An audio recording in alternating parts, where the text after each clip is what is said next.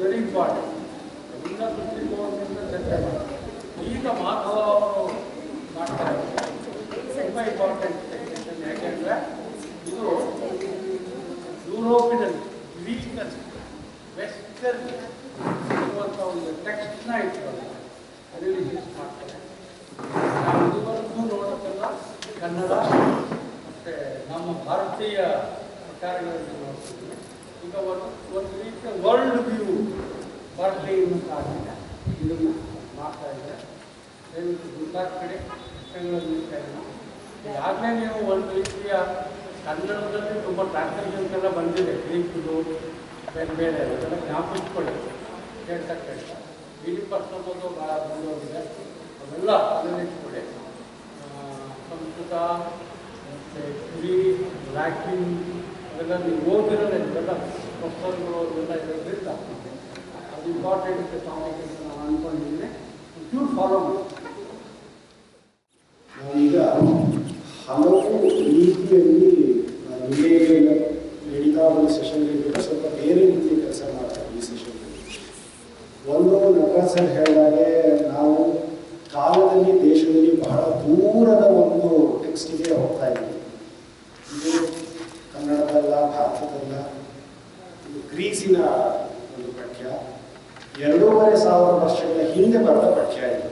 ಇದು ಸಮಕಾಲೀನ ಪಠ್ಯ ಅಲ್ಲ.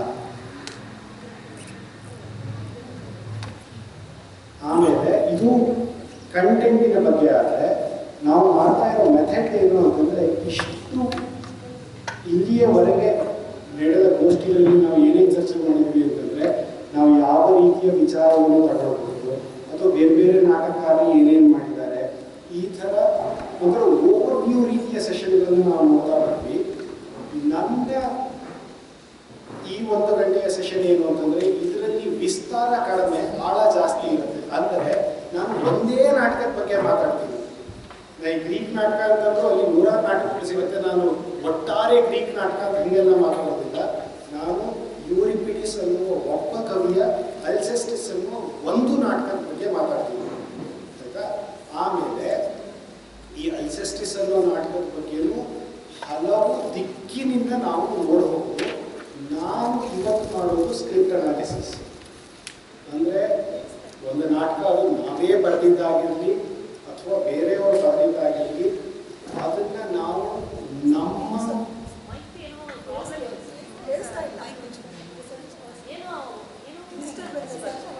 ಈ ಕೇಳಿಸುತ್ತಾ ನಾ ಕೇಳಿಸುತ್ತಾ ಅಂತ ಕೇಳಿಸ್ತಾ ಇರ್ತಾರೆ. ಮಾತಾಡ್ತಾ ಇರ್ಬೇಕಂದ್ರೆ ಕೇಳಿಸುತ್ತೆ. ಈಗ ಬೆಟರ್.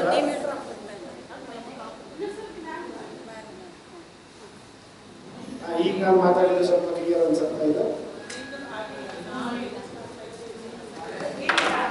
ಮೈಕ್ ಮುಂದೆ ಮಾತಾಡಬೇಕು ಸರ್. ಈಗ ನಿಮ್ಗೆ ಕೇಳಿಸ್ತಾ ಇದೆಯಾ? ಯಾವ ಸಂದರ್ಭದಲ್ಲಿ ಕೇಳಿಸೋದಿಲ್ಲ ಮತ್ತೆ ಹೇಳಿ ಮತ್ತೆ ಅದೇ ಈ ಸ್ಕ್ರಿಪ್ಟ್ ಅನಾಲಿಸಿಸ್ ಅನ್ನೋದಿದೆ. ಅದು ಈ ಥರ ಒಂದು ಅರ್ಧ ಗಂಟೆ 1 ಗಂಟೆಯಲ್ಲಿ ಇದನ್ನು ಪೂರ್ಣ ಪ್ರಮಾಣದಲ್ಲಿ ಮಾಡ್ಲಿಕ್ಕೆ ಸಾಧ್ಯ ಆಗೋದಿಲ್ಲ. ನಾನು ಇದೇ ನಾಟಕನ ನನ್ನ ಕ್ಲಾಸಲ್ಲಿ ನಾನು ಓದೋದಾದರೆ ಸುಮಾರು 2 ಗಂಟೆಗಳ ಒಂದು 10 ಸೆಷನ್ಗಳನ್ನು ಇಟ್ಕೊಂಡು ಒಂದು ನಾಟಕನ ಮಾಡ್ತೀನಿ ನಾನು. ಹಾಗಾಗಿ ನಾವು ಅದನ್ನು ಅರಿವಲ್ಲಿ ಇಟ್ಕೊಳ್ಬೇಕು. ಇವತ್ತು ಸ್ಕ್ರಿಪ್ಟ್ ಅನಾಲಿಸಿಸ್ನ ಕಸಬನ್ನು ಪೂರ್ತಿಯಾಗಿ ಬಿಚ್ಚಿ ತೋರ್ಸೋಕ್ಕೆ ಸಾಧ್ಯ ಇಲ್ಲ. ಆದರೆ ಕೊನೆ ಪಕ್ಷ ಅದು ಯಾವ ದಿಕ್ಕಲ್ಲಿ ನಾವು ಆ ಕೆಲಸ ಮಾಡ್ಬೋದು ಅನ್ನೋ ಒಂದು ಸಣ್ಣ ಸೂಚನೆಯನ್ನು ಇಟ್ಕೊಂಡು ನಾನು ಪ್ರಾರಂಭ ಮಾಡ್ತೀನಿ. ಒಂದೆರಡು ಸಣ್ಣ ಸೂಚನೆಗಳು ನಿಮ್ಮಲ್ಲಿ ಹಲವರಿಗೆ ಗೊತ್ತಿರುತ್ತೆ. ಇದು ಗ್ರೀಕ್ ನಾಟಕ ಅಂತಂದ್ರೆ ಏನು, ಅಲ್ಲಿ ಯಾವಾಗ ನಡೆದಿತ್ತು ಏನು ಅಂತ ಈ ಥರದ ತುಂಬ ವಿವರಗಳಿಗೆ ಹೋಗೋದಿಲ್ಲ.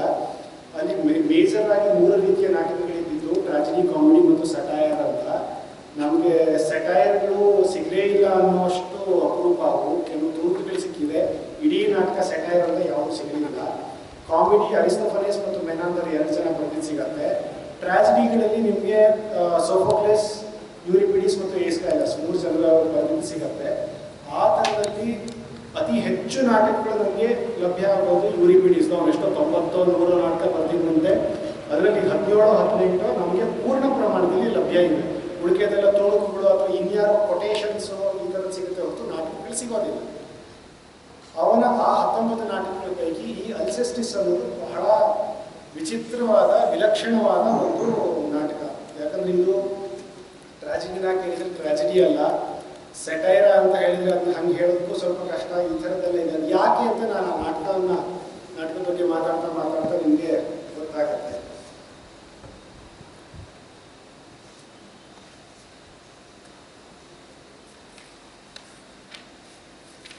ಆ ನಾಟಕದ ಕಥೆಯನ್ನು ಹೇಳ್ತಾ ನಾನು ಆ ನಾಟಕದ ಬಗ್ಗೆ ಮಾತಾಡ್ತೀನಿ. ಯಾಕಂದ್ರೆ ನಿಮ್ಮಲ್ಲಿ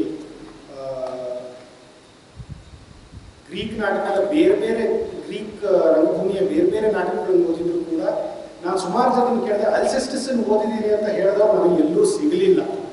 ತುಂಬ ಅಪೂರ್ವ ನಾಟಕ ಇದು. ಹಾಗಾಗಿ ಅದನ್ನು ಒಂಚೂರು ಇಂಟ್ರೊಡ್ಯೂಸ್ ಮಾಡ್ತೀನಿ. ಆಮೇಲೆ ಇನ್ನೊಂದು ಬಹಳ ಮೇಜರ್ ಆದ ಅಂಶ ಏನು ಅಂತಂದ್ರೆ, ನಾವು ಈ ಪುರಾಣದ ಬಗ್ಗೆ ಮಾತಾಡ್ತಾ ಇದ್ವಲ್ವಾ, ಗ್ರೀಕ್ ನಾಟಕಗಳ ಬಗ್ಗೆ ನಮಗೊಂದು ಕಲ್ಪನೆ ಇದೆ. ಅವೆಲ್ಲವೂ ಪುರಾಣ ಆಧಾರಿತವಾಗಿರೋದು ಅಂತ. ಇಲಿಯಡ್ ಮತ್ತು ಒಡಿಸಿ ಇದನ್ನೆಲ್ಲ ಆಧಾರವಾಗಿ ಇಟ್ಕೊಂಡು ಅಲ್ಲೆಲ್ಲ ನಮಗೆ ಅಗಮೆಮ್ನನ್ ಬಗ್ಗೆ, ಕ್ಲೈಟಮ್ನೆಸ್ಟ್ರಾ ಬಗ್ಗೆ ಅಥವಾ ಕಸಾಂಡ್ರಾ ಬಗ್ಗೆ ಈ ಥರದ ಹಲವು ನಾಟಕಗಳು ನಮಗೆ ಸಿಗುತ್ತಲ್ವ. ಇದರಲ್ಲಿ ಬಹಳ ವಿಶೇಷ, ಇದು ಯಾವ ಪುರಾಣವನ್ನು ಆಧರಿಸಿದ್ದು ಅಲ್ಲ. ಆದರೆ ಈಗಾಗಲೇ ಇದು 2500 ವರ್ಷದ ಹಿಂದಿನ ನಾಟಕ ಆಗಿದ್ದರಿಂದ ನಮಗೆ ಇದು ಪುರಾಣ ಅಂತ ಅನ್ನಿಸ್ತಾ ಇರುತ್ತೆ. ಆದರೆ ಇದರಲ್ಲಿ ದೇವರು ಇದು ಆ ಥರದ್ದೆಲ್ಲ ಬರ್ತಾರೆ, ಸಾವು ಬರುತ್ತೆ. ಆಮೇಲೆ ಈ ನಾಟಕದಲ್ಲಿ ಸಾವು ಅಂತಂದರೆ ಸಾವಿನ ದೂತ ಬರೋದಲ್ಲ, ಹೆಣ ಬರೋದಲ್ಲ, ಸಾವೇ ಒಂದು ಪಾತ್ರ ಆಗಿ ಬರೋದು. ನಾವು ಈ ಬೇರೆ ತಂತ್ರ ಇದು ಅಂತೆಲ್ಲ ಹೇಳ್ತಾ ಇದ್ವಲ್ವ, ನೀವು ಯಾವ್ಯಾವ ಪಾತ್ರಗಳನ್ನ ಮಾಡಬಹುದು ಅನ್ನೋದಕ್ಕೆ ಇದು ಬಹಳ ಇಂಟ್ರೆಸ್ಟಿಂಗ್ ಆದ ಎಕ್ಸಾಂಪಲ್. ನಾವು ತುಂಬ ನಾಟಕಗಳಲ್ಲಿ ಸಾವಿನ ದೂತ ಬರೋದನ್ನು ನೋಡಿದ್ದೀವಿ. ಇದರಲ್ಲಿ death itself manifests, death itself comes as a character. Admetus ಅನ್ನೋ ಒಬ್ಬ ರಾಜ ಇದ್ದಾನೆ. ಅವನ ಮನೆಯಲ್ಲಿ ಅಪೋಲೋ ಅನ್ನೋ ಒಬ್ಬ ದೇವ ಬಂದು ವಾಸ ಮಾಡಿದ್ದಾನೆ ಕಳೆದ ಹಲವಾರು ತಿಂಗಳುಗಳಿಂದ. ಅವನು ಯಾಕೆ ಬಂದಿದ್ದಾನೆ ಅನ್ನೋದಕ್ಕೆ ಇನ್ನೊಂದು ಕಥೆ ಇದೆ. ಅವನೇ ಹೇಳ್ತಾನೆ, ನಾಟಕ ಶುರುವಾಗ್ತಿದ್ದಂಗೆ ಅಪೋಲೋ ಮಾತಲ್ಲೇ ಬರುತ್ತೆ ಅದು. ಅಪೋಲೋ ಅಪ್ಪ ಜ್ಯೂಸ್. ಈ ಗ್ರೀಕ್ ಪುರಾಣದಲ್ಲಿ ಜ್ಯೂಸ್ ಹೇಗೆ ಅಂತಂದ್ರೆ, ಅವನಿಗೆ ಪ್ರಪಂಚದ ಮೇಲೆ ಕಂಡವರೆಲ್ಲ ಹೆಂಡತಿಯರು, ಕಂಡವರೆಲ್ಲ ಮಕ್ಕಳು, ಅವನು ಅಷ್ಟು ಹೆಂಡತಿಯರು ಅಷ್ಟು ಮಕ್ಕಳು ಇರುವಂತಹ ಒಬ್ಬ ದೇವ. ಅದು ಏನಾದ್ರು ಪ್ರಶ್ನೆ ಮಾಡೋದಿದ್ರೆ ಗ್ರೀಕ್ ಪುರಾಣ ಪ್ರಶ್ನೆ ಮಾಡಿ, ಅದಕ್ಕೆ ನಾನು ಕಾರಣ ಅಲ್ಲ. ಜ್ಯೂಸ್ ಇರೋದು ಹಾಗೆ, ಅವನಿಗೆ ಊರು ತುಂಬ ಹೆಂಡತಿಯರಿದ್ದಾರೆ, ಊರು ತುಂಬ ಮಕ್ಕಳಿದ್ದಾರೆ. ಇವನಿಗೆ ಒಬ್ಬ ಮಗ ಇದ್ದಾನೆ, ಅಸ್ಕ್ಲೇಪಿಯಸ್ ಅಂತ. ಅದೇ ಇದರಲ್ಲಿ ಏನೇನೋ ಎಲ್ಲ ಇದಾಗಿ ಏನು ಅಪೋಲೋಗೆ ಏನೋ ಒಂದು ಶಾಪ ಇರುತ್ತೆ, ನೀನು ಒಬ್ಬ ಮರ್ತ್ಯನ ಮನೆಯಲ್ಲಿ 1 ವರ್ಷ ಕಳೆದ ಬಾ ಅಂತ. ಆ ಕಾರಣದಿಂದ ಅವನು ಅದ್ಮಿತೋಸ್ ಅರಮನೆಗೆ ಬಂದು ವಾಸ ಮಾಡೋದು ಅನಿವಾರ್ಯ ಆಗುತ್ತೆ. ಆದರೆ ಅದ್ಮಿತೋಸ್ ಎಂತಹ ಸಜ್ಜನ ಅಂತಂದರೆ, ಇವನಿಗೆ ಅಪೋಲೋಗೆ ಅವನ ಬಗ್ಗೆ ಒಂದು ಬಹಳ ಆತ್ಮೀಯತೆ ಉಂಟಾಗುತ್ತೆ, ಪ್ರೀತಿ ಉಂಟಾಗುತ್ತೆ. ಹಾಗಾಗಿ ದೇವಾನುದೇವತೆಗಳ ಜೊತೆ ಅಪೋಲೋ ಒಂದು ಒಪ್ಪಂದಕ್ಕೆ ಬರ್ತಾರೆ. ಅದು ಏನು ಅಂತಂದರೆ, ಅದ್ಮಿತೋಸ್ಗೆ ಸಾವು ಬಂದಾಗ ಅವನ ಬದಲು ಇನ್ಯಾರಾದರೂ ಸತ್ತರೆ ಅದ್ಮಿತೋಸ್ ಸಾಯ್ಬೇಕಾಗಿಲ್ಲ ಅನ್ನೋ ಒಂದು ಒಪ್ಪಂದವನ್ನು ಇವನು ದೇವರ ಹತ್ರ ಮಾಡ್ಕೊಳ್ತಾನೆ. ಕ್ಲಿಯರ್ ಆಯ್ತಾ ಇದು? ಅಪೋಲೋ ದೇವರ ಹತ್ರ ಮಾಡ್ಕೊಂಡಿದ್ದ ಒಪ್ಪಂದ ಏನು ಅಂತಂದರೆ, ಅದ್ಮಿತೋಸ್ಗೆ ಸಾವು ಬಂದಾಗ ಅವನ ಬದಲು ಇನ್ಯಾರಾದರೂ ಸಾಯಕ್ಕೆ ಸಿದ್ಧ ಆದರೆ ಇವನು ಸಾಯಬೇಕಾಗಿಲ್ಲ ಅನ್ನೋ ಒಂದು ಒಪ್ಪಂದ ದೇವರುಗಳ ಜೊತೆ ಇವನಿಗೆ ಅಪೋಲೋ ಮಾಡ್ಕೊಂಡಿದ್ದಾನೆ. ಈ ನಾಟಕ ಶುರುವಾಗುವ ಹೊತ್ತಿಗೆ ಸಾವು ಬರ್ತಾ ಇದೆ. ಅದ್ಮಿತೋಸ್ ಸಾಯಬೇಕು, ಆದರೆ ಅವನಿಗೆ ಸಾಯಕ್ಕೆ ಇಷ್ಟ ಇಲ್ಲ. ಯಾಕಂದ್ರೆ ಇದೊಂದು ಆಪ್ಷನ್ ಇದೆ ಅಲ್ವಾ, ನಮ್ಮ ಆಪ್ಷನ್ ಇದ್ರೆ ನಮ್ಗೆ ಯಾರಿಗೂ ಸಾಯಕ್ಕೆ ಇಷ್ಟ ಆಗೋದಿಲ್ಲ. ಹಾಗಾಗಿ ಇವನು ಹೋಗ್ತಾನೆ, ಅಪ್ಪನ ಕೇಳ್ತಾನೆ, ಅಮ್ಮನ ಕೇಳ್ತಾನೆ, ಹೇಳ್ತಾರೆ ಇಲ್ಲಪ್ಪ ನಮ್ಮ ಬದುಕನ್ನು ನಾವು ಬದುಕ್ತೀವಿ, ನಾವು ಯಾರು ಸಾಯೋದಿಲ್ಲ ಅಂತ ಹೇಳ್ತಾರೆ. ಕಡೆಗೆ ಇವನು ಬಂದು ಅವನ ಹೆಂಡತಿ ಹತ್ರ ಕೇಳ್ತಾನೆ. ಹೆಂಡತಿ ಹೆಸರು ಅಲ್ಸೆಸ್ಟಿಸ್. ನೀನು ಹಾಗಾದ್ರೆ ನನ್ನ ಬದಲಿಗೆ ಸಾಯ್ತೀಯಾ ಅಂತ ಹೇಳಿ ಸರಿ ಅಂತ ಅವಳು ಒಪ್ಕೊಳ್ತಾಳೆ, ಸಾಯಲಿಕ್ಕೆ ಒಪ್ಕೊಳ್ತಾಳೆ. ಸಾವು ಬರುತ್ತೆ. ಸಾವು ಬಂದಾಗ ಇವನು ಅಪೋಲೋ ಮತ್ತೆ ಸಾವಿನ ನಡುವೆ ಒಂದು ದೀರ್ಘವಾದ ಚರ್ಚೆ ಆಗತ್ತೆ. ಈ ಹೆಂಡತಿಯನ್ನ ಅವನು ಸಾಯಲಿಕ್ಕೆ ಬಿಟ್ಟಿದ್ದ ಸರಿಯೋ ಅಥವಾ ಇವನು ಆತ್ಮಿತೋಷನ ಉಳಿಸ್ಲಿಕ್ಕಾಗಿ ಬೇರೆಯವರನ್ನ ಸಾವಿಗೆ ತಳ್ತಾ ಇರೋದು ಸರಿಯೋ, ಈ ಥರದ್ದೆಲ್ಲ ಒಂದು ವಿವರವಾದ ಚರ್ಚೆ ಅಲ್ಲಿ ನಡೆಯುತ್ತೆ. ಆಮೇಲೆ ಸಾವು ಬಹಳ ನಿಷ್ಠುರವಾಗಿ ಅಪೋಲೋನನ್ನು ಕಾಣಿಸುತ್ತೆ. ಅವನು ಸಾಯಬೇಕಾಗಿತ್ತು, ಅವನ ಬದಲಿಗೆ ನೀನು ಯಾಕೆ ಅವನ ಹೆಂಡತಿ ಸಾಯೋ ಹಾಗೆ ಮಾಡಿದೆ, ಅವಳಿಗೆ ಮಾಡ್ತಾ ಇರೋದು ಅನ್ಯಾಯ ಅಲ್ವಾ ನೀನು ಅಂತ ಸಾವು ಇವನನ್ನು ಪ್ರಶ್ನೆ ಮಾಡುತ್ತೆ.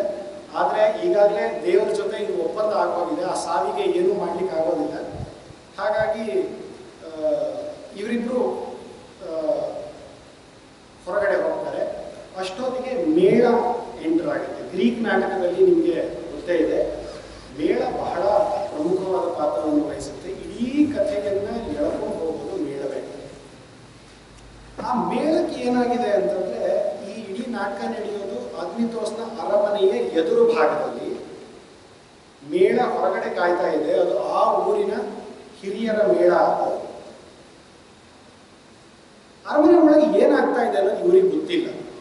ಅವರು ಸಾವಿನ ಮಂಚದ ಮೇಲೆ ಮಲಗಿದಾಳೆ ಅನ್ನೋದು ಗೊತ್ತಿದೆ, ಆದರೆ ಅವಳು ಸತ್ತಲೋ ಸಾಯ್ಲಿಲ್ವೋ ಈ ಥರದ ಒಂದು ಬಹಳ ಸಂದಿಗ್ಧದ ಸ್ಥಿತಿಯಲ್ಲಿ ಅವಳು ಸಾಯ್ತಾಳೆ ಅನ್ನೋದು ಗೊತ್ತಿದೆ, ಆದರೆ ಸತ್ತಾಯ್ತಾ ಇಲ್ಲ ಅನ್ನೋದು ಗೊತ್ತಿಲ್ಲ. ಅದಕ್ಕೆ ಕೆಲವು ಸರಿ ಏನಾಗುತ್ತೆ, ಈಗ ನಾವೇ ಅನುಭವಿಸಿರ್ತೀವಲ್ವ, ಯಾರೋ ನಮಗೆ ಆಪ್ತರು ಆತ್ಮೀಯರು ಯಾವುದೋ ಆಸ್ಪತ್ರೆಯಲ್ಲಿ ICUದಲ್ಲಿ ಇರ್ತಾರೆ, ನಮ್ಮಲ್ಲಿ ಒಳಗೆ ಹೋಗೋಕ್ಕೆ ಬಿಡೋದಿಲ್ಲ. ಅವ್ರು ಒಳಗಡೆ ಬದುಕಿದಾರೋ ಅಥವಾ ಅವ್ರ ಜೀವ ಹೋಯ್ತು ಅನ್ನೋದು ನಮ್ಗೆ ಗೊತ್ತಾಗ್ತಾ ಇರೋದಿಲ್ಲ. ಅವರು ಸಾಯೋದ ಶತಸಿದ್ಧಾಂತ ಡಾಕ್ಟರ್ಸ್ ಏನು ಬೇಕಾದರೂ ಹೇಳಿರಲಿ, ಅವ್ರು ಬದುಕಿದಾರೋ ಸತ್ತಿದಾರೋ ನಮ್ಗೆ ತಹ ಆಗ್ತಾ ಇರುತ್ತಲ್ವಾ. ಆ ರೀತಿಯ ಸ್ಥಿತಿಯಲ್ಲಿ ಈ ಮೇಳದವ್ರು ಇದ್ದಾರೆ. ಆಯ್ತಾ, ಮೇಳದವ್ರದ್ದು ಒಂದು 2 ಸಾಲು ಓದ್ತೀನಿ ನಾನು. ಅವರು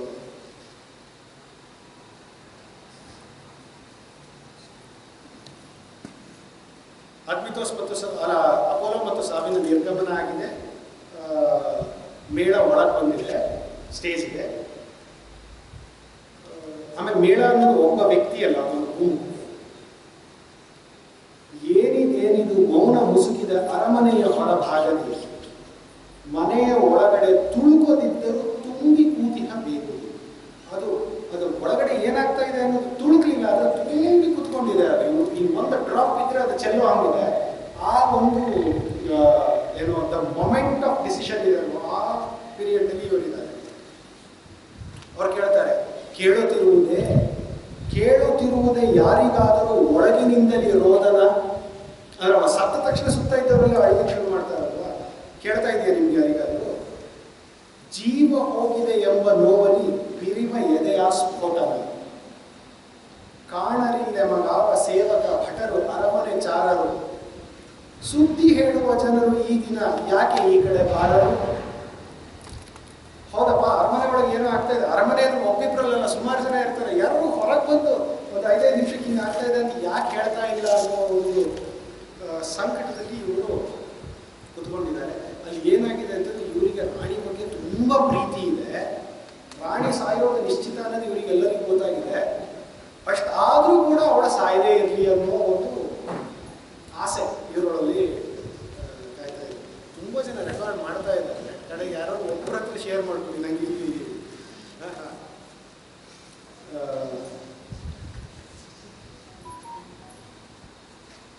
ಆಮೇಲೆ ಹಿಂಗೆ ಮೇಳದ ಮಾತು. ಇದು ಈ ನಾಟಕ ಹೇಗಿದೆ ಅಂತಂದ್ರೆ ಒಂಥರ ಈ ತಾಳಮದ್ದಲೆ ಉದ್ದುದ್ದ ಮಾತುಗಳಿದೆ. ನಾನು ಸುಮ್ಮನೆ ಅದರದ್ದು 1-2 ಮಾತಿನ ಸೆಕ್ಷನ್ಸ್ ಮಾತ್ರ ಓದ್ತೀನಿ. ನಾ ಮೇಳದ ಮಾತು ಇಡಿಯಾಗಿ ಓದ್ತಾ ಇಲ್ಲ. ಇದು ಯಾವುದೇ ದೂರದ ದೇವನು ಬಾರನು, ಯಾವುದೇ ದೋಣಿಯು ದಾಟಿಸದು. ರಾಣಿಯ ಸಾವಿನ ಕಷ್ಟವ ನೀತಿನ ನೀಗುವ ಭರವಸೆ ಕಾಣಿಸು. ಬಂತೈ ರಾಣಿಗೆ ಸಾವು ತಡೆಯುವುದು ಹೇಗೆ ದುಃಖವನ್ನು? ದೇವ ಅಪೋಲೋ ಕಳಿಸುವನೇನು ರಕ್ಷೆಗೆ ತನ್ನೆಯನದು. ಒಂದು ಸ್ಥಿತಿಯಲ್ಲಿ ಕಾಯ್ತಾ ಇದ್ದಾರೆ. ಅಷ್ಟೊತ್ತಿಗೆ ಅರಮನೆ ಒಳಗಿಂದ ಅವಳು ಸೇವಕಿ ಹೊರಗೆ ಬರ್ತಾಳೆ. ಅವಳು ಹೊರಗೆ ಬಂದು ಅಲ್ಲಿ ಏನಾಗ್ತಾ ಇದೆ ಒಳಗಡೆ ಅನ್ನೋದನ್ನ ಹೇಳ್ತಾಳೆ. ಇವಳು ಅಲ್ಸೆಸ್ಟಿಸ್ ಪೂರ್ತಿ ನಿತ್ರಾಣಳಾಗ್ಬಿಟ್ಟಿದ್ದಾಳೆ. ಅವಳಿಗೆ ಮಾತಾಡಕ್ಕೂ ಸಾಧ್ಯ ಆಗದೆ ಹೋದಷ್ಟು ಶಕ್ತಿಗೊಂಡಿದ್ದಾಳೆ. ಇನ್ನೇನು ಸಾಯಬೇಕು ಅನ್ನೋ ಸ್ಥಿತಿಯಲ್ಲಿದ್ದಾಳೆ.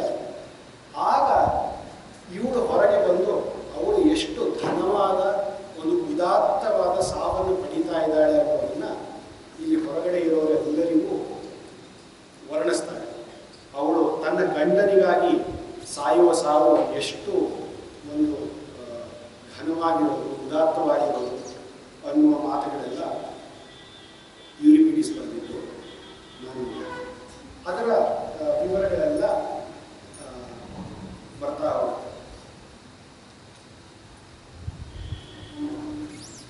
ಆದರೆ ಅಲ್ಸೆಸ್ಟಿಸ್ ಏನು ಮಾಡ್ತಾಳೆ ಅಂತಂದರೆ, ನಾವು ಬಹಳ ಸುಲಭವಾಗಿ ಕ್ಯಾಟಗರಿಗಳಿಗೆ ಹಾಕ್ಬಿಡ್ತೀವಲ್ವ, ಇವನು ಸ್ತ್ರೀ ವಿರೋಧಿ, ಪುರುಷ ವಿರೋಧಿ, ಅದು ಇದು ಆ ಥರದ್ದೆಲ್ಲ. ನಾವು ಇವತ್ತಿನ ನಮ್ಮ ಅರಿವನ್ನು ಇಟ್ಟುಕೊಂಡೇ ಈ ನಾಟಕಗಳನ್ನ ಓದಬೇಕು. ಯಾಕಂದ್ರೆ ನಾವು 2,500 ವರ್ಷದ ಹಿಂದಿದ್ದವರಲ್ಲ. ಇವತ್ತಿನ ಎಲ್ಲ ಅರಿವುಗಳು ನಮಗಿದೆ. ಆದರೆ ಇದು ಆ ಕಾಲದಲ್ಲಿ ಬರೆದ ಒಂದು ನಾಟಕ ಅನ್ನೋದನ್ನು ನಾವು ಗಮನಿಸದೇ ಹೋದರೆ ಏನಾಗುತ್ತೆ ಅಂತಂದರೆ, ಆ ನಾಟಕದ ಒಳಗಡೆ ಇರುವಂತಹ ಬೇರೆ ರೀತಿಯ ಧ್ವನಿಗಳು ನಮಗೆ ಕೇಳಿಸದೆ ಹೋಗುವ ಸಾಧ್ಯತೆ ಇರುತ್ತೆ.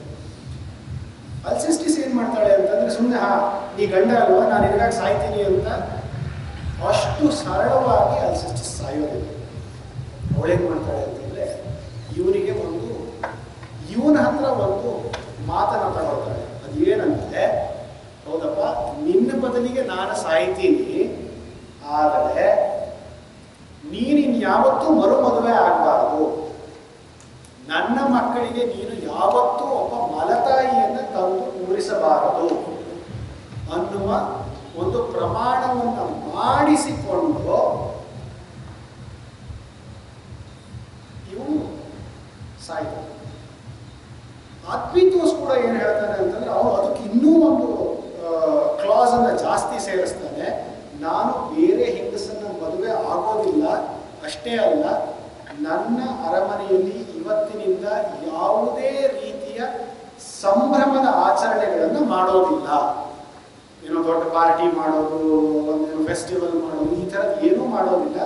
ನಾನು ಬದುಕಿರೋವರೆಗೂ ನಿನ್ನ ನೆನಪಲ್ಲಿ ನಾನು ಕಳೀತೀನಿ ಅಂತ ಹೇಳ್ತಾನೆ. ಅದಷ್ಟೇ ಅಲ್ಲ, ಇವನೇನು ಮಾಡ್ತಾನೆ ಅಂತಂದರೆ, ಆ ಊರಲ್ಲಿ ಇರುವ ಶಿಲ್ಪಿಗಳಲ್ಲಿ ಉತ್ತಮನಿಂದ ಅವಳ ಒಂದು ಮೂರ್ತಿಯನ್ನು ಮಾಡಿಸಿ, ಆ ಮೂರ್ತಿಯನ್ನು ತನ್ನ ಹಾಸಿಗೆಯ ಮೇಲೆ ಇಟ್ಕೊಂಡು, ಆ ಮೂರ್ತಿಯೇ ತನ್ನ ಹೆಂಡತಿ ಅಂತ ತಿಳ್ಕೊಂಡು ಇವನು ಬದುಕ್ತಾ ಇರ್ತಾನೆ. ನಾ ಇದನ್ನ ಹೇಳಿದ್ರೆ, ಈ ನಾಟಕ ಇದೆ ಅಲ್ವಾ, ನೀವು ತುಂಬಾ ಸುಲಭವಾಗಿ ಯಾವ ಬಾಕ್ಸಿಗೆ ಬೇಕಾದ್ರೂ ಹಾಕ್ಬಿಡ್ಬೋದು. ಆದ್ರೆ ಯಾವ ಬಾಕ್ಸಿಗೂ ಹಾಕಿದ್ರೆ ಒಂದು ಸುಲಭವಾಗಿ ನಾವು ಕೈಯಲ್ಲಿ ಇಟ್ಕೊಂಡು ನೋಡೋಣ. ಕಡೆ ನೀವು ಯಾವ ಬಾಕ್ಸಿಗೆ ಬೇಕಾದ್ರೂ ಹಾಕಿ, ನಂದೇನು ತಕರಾರಿಲ್ಲ. ಈ ಅಲ್ಸೆಸ್ಟಿಸ್ ಸತ್ತಾಗ ಅವಳ ಮಗ ಮಾತಾಡ್ತಾನೆ. ಅವಳಿಗೆ ಒಂದು ಮಗ, ಒಂದು ಮಗಳು, ಸಣ್ಣ ಸಣ್ಣವರು ಪಾಪ. ತಾಯಿ ಸತ್ತೋಗಿದ್ದಾರೆ. ಆಗ ಈ ಮಗನದೊಂದು ಮಾತು ಬರುತ್ತೆ. ಎಂಥ ದುರ್ವಿಧಿ ನಮ್ಮ ಈಗಿನ, ಅಮ್ಮ ಹೋದಳು ದೂರಕ್ಕೆ, ತಿರುಗಿ ಬಾರದ ಬೆಳಕು ಕಾಣದ ಸಾವಿನೂರಿನ ತೀರಕ್ಕೆ, ಎದೆಯು ಒಡೆಯಿತು, ಅಳುವು ಬಂದಿತು, ಏನು ತಾನೇ ಹೇಳಲಿ, ನೋಡಿ ಅಮ್ಮನ ಕಣ್ಣು ಮುಚ್ಚಿದೆ, ಚಲನೆ ಕಾಣಲು ತೋಳಲಿ, ಒಮ್ಮೆ ಕಣ್ಣನ್ನು ತೆರೆಯ ಅಮ್ಮ, ನಿನ್ನ ಕಂದನು ಬಂದಿಹೆ, ನಿನ್ನ ಕೆನ್ನೆಗೆ ತುಟಿಯ ತಾಗಿಸಿ ಸಿಹಿಯ ಮುತ್ತಲು ಇದ್ದಿಹೆ. ಪಾಪ ಅವ್ರಿಗೆ ಏನ್ ಮಾಡಬೇಕು ಗೊತ್ತಾಗ್ತಲ್ಲ, ಸಣ್ಣ ಪೋರ ಅವನಿಗೆ. ಆದ್ರೆ ಏನ್ ಮಾಡೋದು, ಅವನಿಗೆ ನನ್ನ ತಂಗಿ ಬೇರೆ ಇದ್ದಾಳೆ. ಇವನಿಗೆ ಆ ತಾಯಿ ಸತ್ತ ದುಃಖ ಜೊತೆಗೆ ತಂಗಿಗೂ ಸಮಾಧಾನ ಮಾಡೋ ಜವಾಬ್ದಾರಿ ಇದೆ. ಅಮ್ಮನಿಲ್ಲದೆ ಹೇಗೆ ಇರಲೈ, ಚಿಕ್ಕ ಮಗು ನಾನಲ್ಲವೇ, ಅಲೆಗೆ ಸಿಕ್ಕಿದ ಒಂಟಿ ಹಡಗೈ, ಸಂಕಟವು ನನಗಲ್ಲವೇ, ತಂಗಿ ಬಾ, ನಿನ್ನ ಅಣ್ಣ ಜೊತೆಗಿಹ, ಕಣ್ಣ ನೀರನ್ನು ಒರೆಸಲು, ಅಮ್ಮನಿಲ್ಲದ ನೋವ ಭರಿಸಲು, ಕೊರತೆ ಎಲ್ಲವ ಮರೆಸಲು. ಹೀಗೆ ಅಲ್ಲಿ ಆ ಅರಮನೆಯಲ್ಲಿರುವ ಎಲ್ಲರಿಗೂ ಬೇಸರ ಆಗಿದೆ ಅಲ್ಸೆಸ್ಟಿಸ್ ಅಂತಿರೋದು, ಇನ್ಕ್ಲೂಡಿಂಗ್ ಆರ್ಬಿಟೋಸ್. ಮತ್ತೆ ಯಾರು ಒಂಥರ ಅದರ ವೀರಾವೇಶದಲ್ಲಿ ನಾನು ನಡಿ ಇವಳು ಸತ್ವರ ಅಂತ ಹೇಳಿ ಏನೋ ಒಂದು ಸಂಭ್ರಮ ಪಡೋದು ಆ ಥರದ್ದು ಇಲ್ಲೇ ಇಲ್ಲ. ಆಮೇಲೆ ನೀವು ಗ್ರೀಕ್ ನಾಟಕವನ್ನ ಬೇರೆ ಬೇರೆ ನಾಟಕವನ್ನು ಓದಿರ್ತೀರಿ. ಗ್ರೀಕ್ ರಂಗ ಪರಂಪರೆಯಲ್ಲಿ ಇದು ಒಂದೇ ಸಹಜ ಸಾವು. ಉಳಿಕೆವೆಲ್ಲರೂ ಯಾರೋ ಕೊಲೆ ಮಾಡಿರ್ತಾರೆ ಅಥವಾ ಆತ್ಮಹತ್ಯೆ ಮಾಡ್ಕೊಂಡಿರ್ತಾರೆ. ಇವಳೊಬ್ಬಳೆ ಸಾವಿಗೆ ಸಿದ್ಧಳಾಗಿ ಕೋಟ್ ಅನ್ಕೋಟ್ ಸಹಜ ರೀತಿಯಲ್ಲಿ ಸತ್ತಿದ್ದು. ಗಂಡನ ಪರವಾಗಿ ಅನ್ನೋ ಒಂದು ಕ್ಲಾಸ್ ಬ್ರಾಕೆಟ್ಸ್ ಅಲ್ಲಿ ಇದೆ. ಆದರೆ ಇದು ಆ ಥರದಲ್ಲಿ ಏನೋ ರಕ್ತಪಾತ ಮಾಡಿ ಇನ್ಯಾರೋ ಇದು ಮಾಡಿ ಯುದ್ಧ ಮಾಡಿ ಆ ಥರದಲ್ಲಿ ಮಾಡಿದ ಕೊಲೆ ಇದಲ್ಲ. ಇದೇ ಯೂರಿಪಿಡಿಸ್ ನಿಮಗೆ ಒಂದು ಕಂಪ್ಲೀಟ್ ಬೇರೆ ಎಕ್ಸ್ಟ್ರೀಮಲ್ಲಿ ಮೀಡಿಯಾದಲ್ಲಿ ತಾಯಿಯೇ ತನ್ನ ಮಕ್ಕಳನ್ನ ಕೊಲ್ತಾಳೆ ಆಯ್ತಾ. ಅದನ್ನು ನೀವು ಎದುರಿಗೆ ಇಟ್ಕೊಂಡು ಈ ಸಾವನ್ನು ಗಮನಿಸಿದ್ರೆ ಈ ಸಾವಿನ ಒಂದು ವಿಶೇಷತೆ ಅರ್ಥ ಆಗುತ್ತೆ.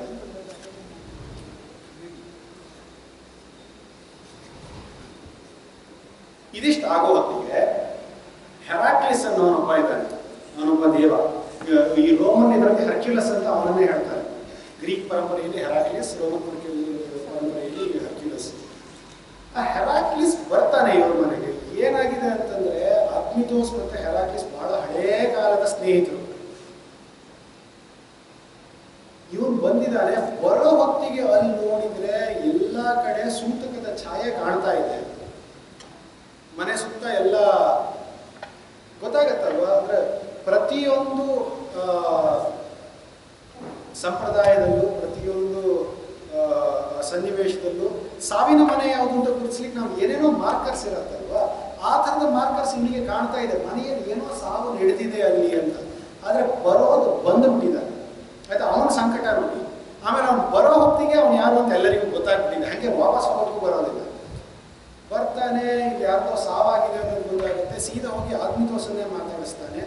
ಆದ್ಮಿತೋಸ್ಗೆ ಏನು ಅಂತಂದ್ರೆ ತನ್ನ ಹೆಂಡತಿ ಸತ್ತಿದ್ದಾಳೆ ಅನ್ನುವ ದುಃಖ ಒಂದು ಕಡೆ, ಎರಡನೇದು ಈ ಗೆಳೆಯ ಎಷ್ಟೋ ದೂರದಿಂದ ಎಷ್ಟೋ ಕಾಲದ ನಂತರ ಬಂದಿದ್ದಾನೆ, ಅವನಿಗೆ ಒಂದು ಆತಿಥ್ಯವನ್ನು ಮಾಡದೆ ವಾಪಸ್ ಕಳಿಸೋದು ಹೇಗೆ ಅಂತ ಆ ಸಂದಿಗ್ಧವು ಆದ್ಮಿತೋಸ್ಗಿದೆ. ಹೆರಾಕ್ಲಿಸ್ ಹೇಳ್ತಾನೆ, ಇಲ್ಲಪ್ಪ ನಾನು ನಿಮ್ಮನೆ ಒಂದೇ ಅಲ್ಲ, ಈ ಥರದ ಹಲವು ಗೆಳೆಯರ ಮನೆ ಇದೆ, ನಾನು ಹೋಗ್ಬಿಡ್ತೀನಿ ಅಂತ ಹೇಳಿದ್ರೆ, ಇಲ್ಲ ಖಂಡಿತ ಆ ಕೆಲಸ ಮಾಡಬೇಡ, ನನಗೆ ಈಗಾಗಲೇ ಆಗಿರೋ ನೋವಿಗೆ ಇನ್ನಷ್ಟು ನೋವು ಸೇರಿಸಿದಾಗ ಆಗತ್ತೆ, ನೀನು ನಮ್ಮನೇಲೇ ಉಳಿ ಇವತ್ತು ಅಂತ ಹೇಳ್ತಾನೆ. ಯಾರು ಸತ್ತಿದ್ದು ಅಂತ ಕೇಳಿದರೆ ಇವನೊಂಥರ ಎಡ್ಗೋಡೆದ ಮೇಲೆ ದೀಪ ಇಟ್ಟಂಗೆ ಯಾರು ಅಂತ ಸರಿಯಾಗಿ ಹೇಳೋದಿಲ್ಲ. ಅವಳು ನಿಮ್ಮ ಮನೆ ಒಳಗಿನವಳೋ ಹೊರಗಿನವಳೋ ಅಂತ ಕೇಳ್ತಾನೆ ಹೆರಾಕ್ಲಿಸ್. ಅವಾಗ ಇವನು ಹೇಳ್ತಾನೆ ಅಂತಂದ್ರೆ ಅವಳು ಹೊರಗಿನವಳು, ಆದರೆ ಒಳಗಣಕ್ಕೆ ಬಹಳ ಬೇಕಾದವಳು ಅಂತ ಅಂದ್ಬಿಡ್ತಾನೆ. ಹೊರಗಿನವಳು ಅಂತಂದ್ರೆ ಏನು, ಅವಳು ಬೇರೆ ಮನೆಯಿಂದ ಇಲ್ಲಿ ಬಂದಿರ್ತಾಳೆ ಅಲ್ವಾ. ಹೊರಗಿನವಳು ಅಂದ್ರೆ ಒಳಗಣಕ್ಕೆ ಬಹಳ ಬೇಕಾದವಳು ಅಂತ ಹೇಳಿ ತೇಲ್ಸ್ಬಿಡ್ತಾನೆ. ಕಡೆಗೂ ಅಲ್ಸೆಸ್ಟಿಸ್ ಸತ್ತಿದ್ದು ಅಂತ ಹೆರಾಕ್ಲಿಸ್ ಗೊತ್ತೇ ಆಗೋದು. ಸರಿ, ಇವನಿಗೆಲ್ಲ ವ್ಯವಸ್ಥೆ ಮಾಡ್ತಾನೆ. ಅವ್ರ ದೊಡ್ಡ ಅರಮನೆಯಿಂದ ಸ್ವಲ್ಪ ದೂರದಲ್ಲಿ ಒಂದು ಗೆಸ್ಟ್ ಹೌಸ್ ಥರ ಇರುತ್ತೆ. ಈಗ ಇಲ್ಲಿ ಸಭಾಂಗಣ, ಅಲ್ಲಿ ಗೆಸ್ಟ್ ಹೌಸ್ ಇದೆಯಲ್ಲ ಆ ಥರ. ಇವನು ಸೇವಕರಿಗೆಲ್ಲ ಹೇಳ್ತಾನೆ, ನೋಡು ಅವ್ನು ತಗೊಂಡು ಅಲ್ಲಿ ಆ ಗೆಸ್ಟ್ ಹೌಸಲ್ಲಿ ಉಳಿಸಿದ್ರು, ಇಲ್ಲಿ ನಡೆಯುವ ಯಾವ ಅಳುವಿನ ಸದ್ದು ಅವರು ಕೇಳಬಾರ್ದು, ಅವನಿಗೆ ಬೇಕಾದ ರೀತಿಯ ಆಹಾರ ಎಲ್ಲವನ್ನೂ ಸರಬರಾಜು ಮಾಡಿ ಅವನ ಸಂತೋಷದಲ್ಲಿ ಇರೋವನಿಗೆ ನೋಡ್ಕೊಳ್ಳಿ ಅಂತ ಅವನನ್ನ ಕಳಿಸ್ಬಿಡ್ತಾನೆ. ಈ ಹೆರಾಕ್ಲಿಸ್ ಆ ಕಡೆ ಹೋಗ್ತಿದ್ದಂಗೆ ಏನಾಗುತ್ತೆ ಅಂತಂದ್ರೆ, ಇಲ್ಲಿ ಆದ್ಮಿತೋಸನ ಅಪ್ಪ ಬರ್ತಾನೆ, ಫೆರೇಸ್. ಬಂದು ಅವಳನ್ನ ಮಣ್ಣು ಮಾಡೋ ಹೊತ್ತಿಗೆ ಅವಳ ಶವದ ಜೊತೆ ಇಡ್ಲಿಕ್ಕೆ ಸಾಕಷ್ಟು ಚಿನ್ನವನ್ನ, ಬೇರೆ ಬೇರೆ ರೀತಿಯ ಉಡುಗೊರೆಗಳನ್ನ ತಂದಿರ್ತಾನೆ. ಅಲ್ಲಿಯ ಪದ್ಧತಿ ಅದು. ಹೆಣವನ್ನು ಹೂಡಬೇಕಾದ್ರೆ ಒಂದಷ್ಟು ಸಂಪತ್ತನ್ನ ಹೆಣದ ಜೊತೆ ಇಟ್ಟು ಮಣ್ಣು ಮಾಡುವಂಥದ್ದು. ಆದರೆ ಆದ್ಮಿತೋಸ್ಗೆ ಸಿಕ್ಕಾಪಟ್ಟೆ ಸಿಟ್ಟು ಬಂದು ಹೋಗಿರುತ್ತೆ.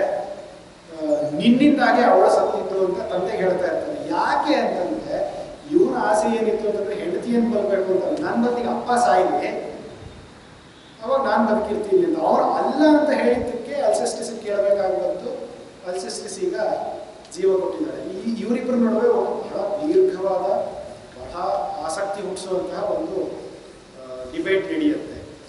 ಯಾರಿಗಾಗಿ ಸಾಯಬೇಕು, ಯಾಕೆ ಸಾಯಬೇಕು, ಈಗ ಒಬ್ರಿಗೊಬ್ರು ಸಾಯೋದು ಅದು ನ್ಯಾಯಸಮ್ಮತವೇ, ಈ ಥರದ ಚರ್ಚೆಗಳೆಲ್ಲ ಬಹಳ ಇಂಟ್ರೆಸ್ಟಿಂಗ್ ಆದ ಚರ್ಚೆಗಳು ನಡೆಯುತ್ತೆ ಅವರಿಬ್ಬರ ಮಧ್ಯ. ಇದೆಲ್ಲ ಆಗ್ತಾ ಇರೋ ಹೊತ್ತಿಗೆ ಅವನಿಗೆ ಗೆಸ್ಟ್ ಹೌಸಿಗೆ ಹೋಗಿದ್ದಾನೆ. ಅವನಿಗೆ ಇಲ್ಲಿ ಯಾರು ಸತ್ತಿದ್ದಾರೆ ಅನ್ನೋದೇ ಗೊತ್ತಿಲ್ಲ. ಅವನೊಳಗೆ ಬಹಳ ಮಜಾ ಮಾಡ್ಕೊಂಡಿದ್ದಾನೆ. ಅಲ್ಲಿ ಅವನಿಗೆ ಏನೇನೋ ತರಾಂತರದ ವೈನು ಏನೇನೋ ಎಲ್ಲ ಕೊಟ್ಟಿದ್ದಾರೆ. ಅದನ್ನೆಲ್ಲ ಪೂರ್ತಿ ಕುಡ್ಕೊಂಡು ಆಯ್ತಾ, ತಲೆಗೆಲ್ಲ ಯಾವುದೋ ಒಂದು ಈ ಎಲೆಗಳನ್ನೆಲ್ಲ ಕಿರೀಟ ಮಾಡಿಕೊಂಡು ಅದನ್ನ ಹಾಕ್ಕೊಂಡು ಇವನೇನು ಕುಣಿಯೋದೇನು ಕುಪ್ಪಳಿಸೋದೇನು ಭರ್ಜರಿ ಮಜಾ ಮಾಡಿಕೊಂಡು ಅಲ್ಲಿದ್ದಾನೆ. ಇದನ್ನೆಲ್ಲ ನೋಡಿ ಆ ಸೇವಕನಿಗೆ ಯದ್ವಾತತ್ವ ಸಿಟ್ಟು ಬಂದವರು. ಯಾಕೆಂದ್ರೆ ಅವನಿಗೆ ತುಂಬ ಪ್ರೀತಿ ಪಾತ್ರರಾಗಿದ್ದ ರಾಣಿ ಸತ್ತು ಹೋಗಿದ್ದಾಳೆ. ಆ ರಾಣಿಯ ಹೆಣದ ಜೊತೆ ಒಂದು 4 ಹೆಜ್ಜೆ ಹಾಕಕ್ಕೂ ಆಗ್ತಾ ಇಲ್ಲ ನನಗೆ. ಆ ದುಃಖದಲ್ಲಿ ನಾನಿರಬೇಕಾದ್ರೆ ಇವನಿದ್ದವನು ಅದನ್ನ ತಗೊಂಬ, ಇದನ್ನ ತಗೊಂಬ, ಇನ್ನೊಂದು ಬಾಟ್ಲಿ ಮದ್ಯ ತಗೊಂಬ ಅಂತ ಹೇಳಲ್ಲ ಇವನಿಗೆ ಆ ಸೇವಕನಿಗೆ ಜೋರು ಮಾಡ್ತಾ ಇವ್ನು ಒಳ್ಳೆ ಕುಡ್ಕೊಂಡು ಹಾಯಾಗಿದ್ದಾನೆ. ಇದು ನೋಡಿ ಸಿಕ್ಕಾಪಟ್ಟೆ ಸಿಕ್ಕೊಂಡ್ಬಿಡುತ್ತೆ ಸೇವಕನಿಗೆ. ಸೇವಕ ಸಿಕ್ಕಾಪಟ್ಟೆ ಬೈಲಿಕ್ಕೆ ಶುರು ಮಾಡ್ಬಿಡ್ತಾನೆ. ಆಮೇಲೆ ಆ ಸೇವಕನ ಮಾತಲ್ಲಿ ಬರುತ್ತೆ, ಇವ್ರು ಹಿಂಗೆ ಅಂತಂದ್ರೆ ಆ ಮದ್ಯಕ್ಕೆ ಒಂದು ತೊಟ್ಟು ನೀರನ್ನು ಸೇರಿಸ್ಕೊಳ್ತಾ ಇಲ್ಲ, ಹಂಗೆ ಕುಡಿತಾ ಇದ್ದಾನೆ ಅಂತ ಇದರಲ್ಲಿ ವಿವರಗಳಲ್ಲಿ ಬರುತ್ತೆ.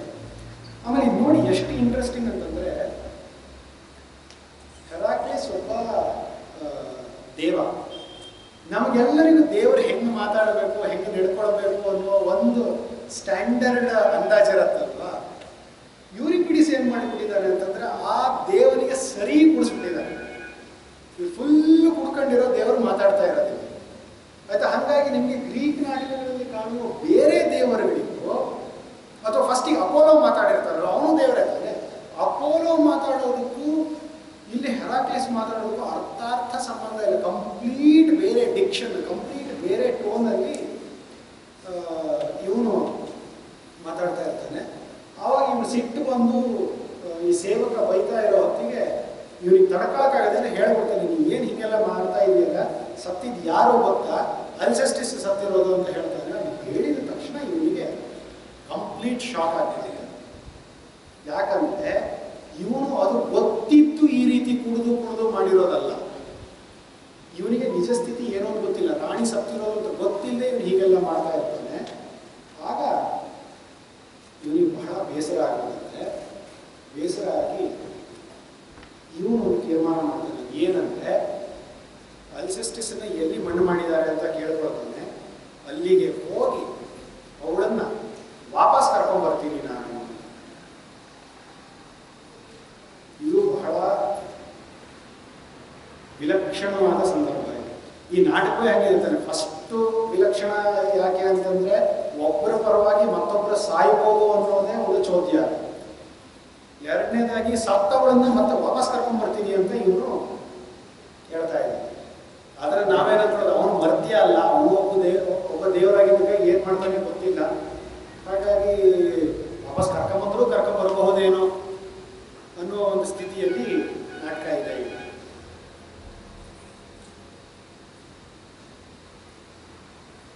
ಹೆರಾಕ್ಲಿಸ್ ಅಲ್ಲಿ ಹೊರಗಡೆ ಹೋಗಿದ್ದಾನೆ.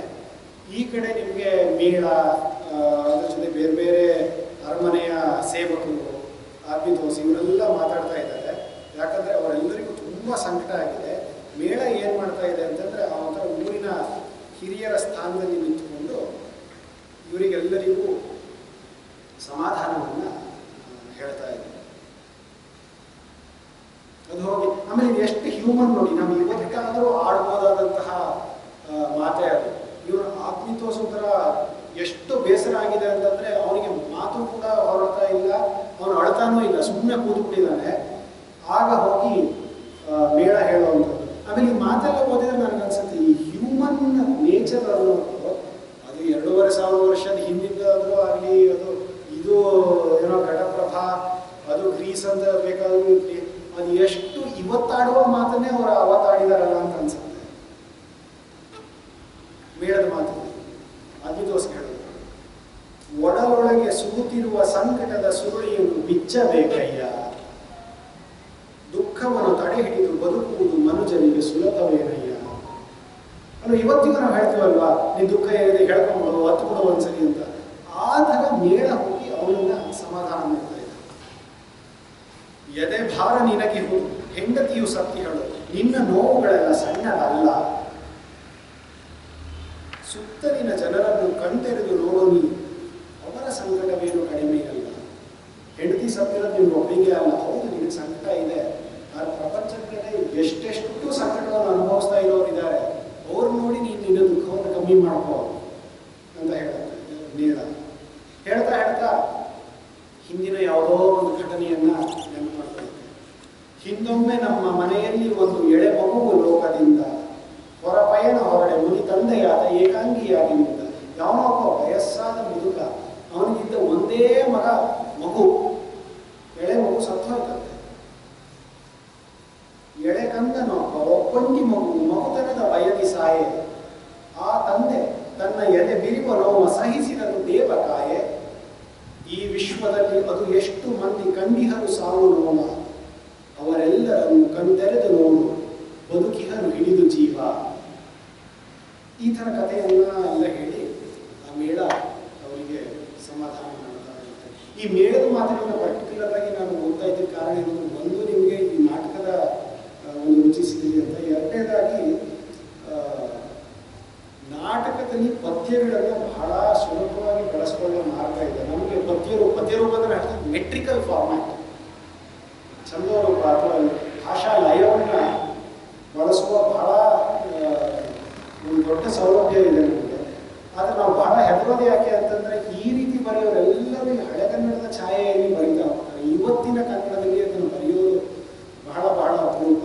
ನೀವು ಒಂದು 4 ದಿನ ಪ್ರಯತ್ನ ಮಾಡಿ, ತುಂಬ ಜನ ಬರೆದವ್ರು ಇರ್ಬೋದು, ನೀವು ಬರೆದಿಲ್ಲ ಅಂತ ನಾನು ಹೇಳ್ತಾ ಇರೋದಲ್ಲ.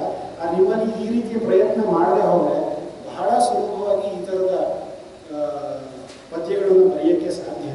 ಆಮೇಲೆ ನಾನು ಇದರಲ್ಲಿ ತುಂಬ ಬೇರೆ ಬೇರೆ ರೀತಿಯ ಛಂದೋಲಯಗಳನ್ನು ಬಳಸಿದ್ದೀನಿ. ಈ ಇದಿದೆ ಅಲ್ವಾ, ಕನ್ನಡ ಪದ್ಯಗಳನ್ನು ಓದಿದ್ರೆ ನಮಗೆ ಬೇಂದ್ರೆ, ಕುವೆಂಪು, ಪೂತಿನ, ಇವರೆಲ್ಲರೂ, ನರಸಿಂಹಸ್ವಾಮಿ, ಇವರೆಲ್ಲರೂ ಈ ಥರದ ಲಯಗಳನ್ನು ಬಳಸ್ತಾರೆ.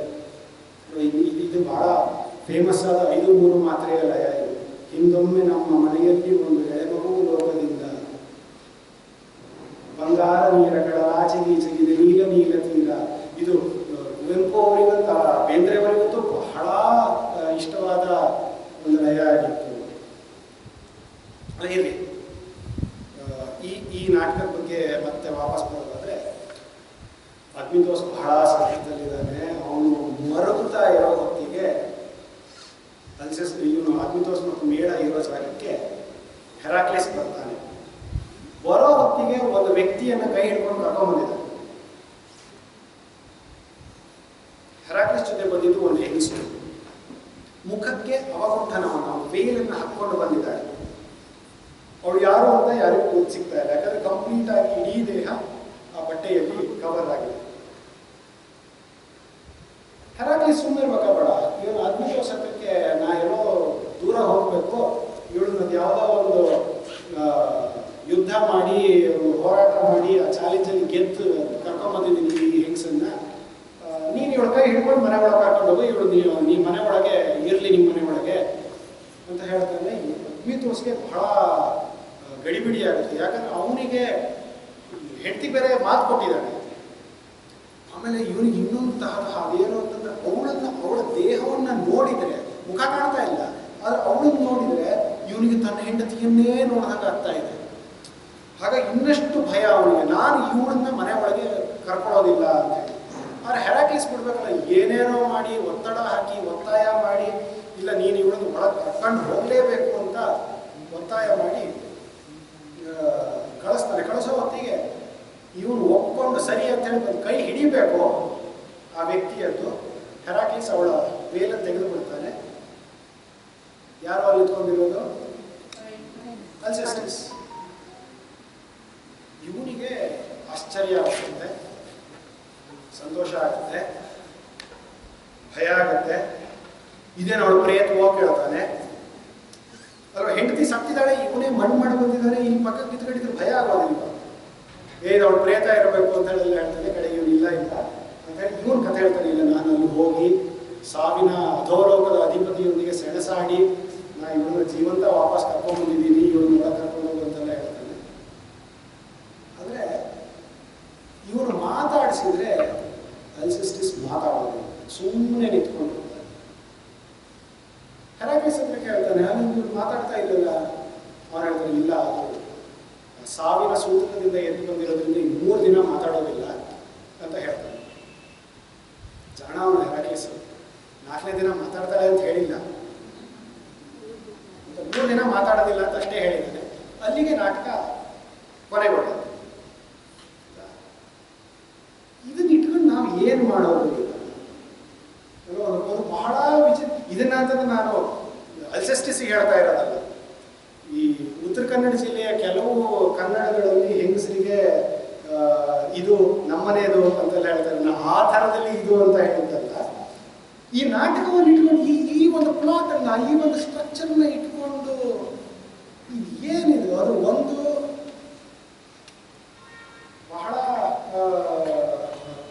ವಿಲಕ್ಷಣ ಅನ್ಸೋಂಗೆ ಈ ಸಾವಿನ ಕಥೆ ಇದೆ. ಒಂದು ಒಬ್ಬರು ಬರೋದಕ್ಕೆ ಮತ್ತೊಬ್ಬರು ಸಾಯೋದು, ಸತ್ತವರು ನಿಲ್ಸ್ಕೊಂಡು ಬರೋದು, ಇವೆಲ್ಲ ನಮಗೆ ಬಹಳ ಅನ್ರಿಯಲ್ ಅಂತ ಅನ್ಸೋಂಥ.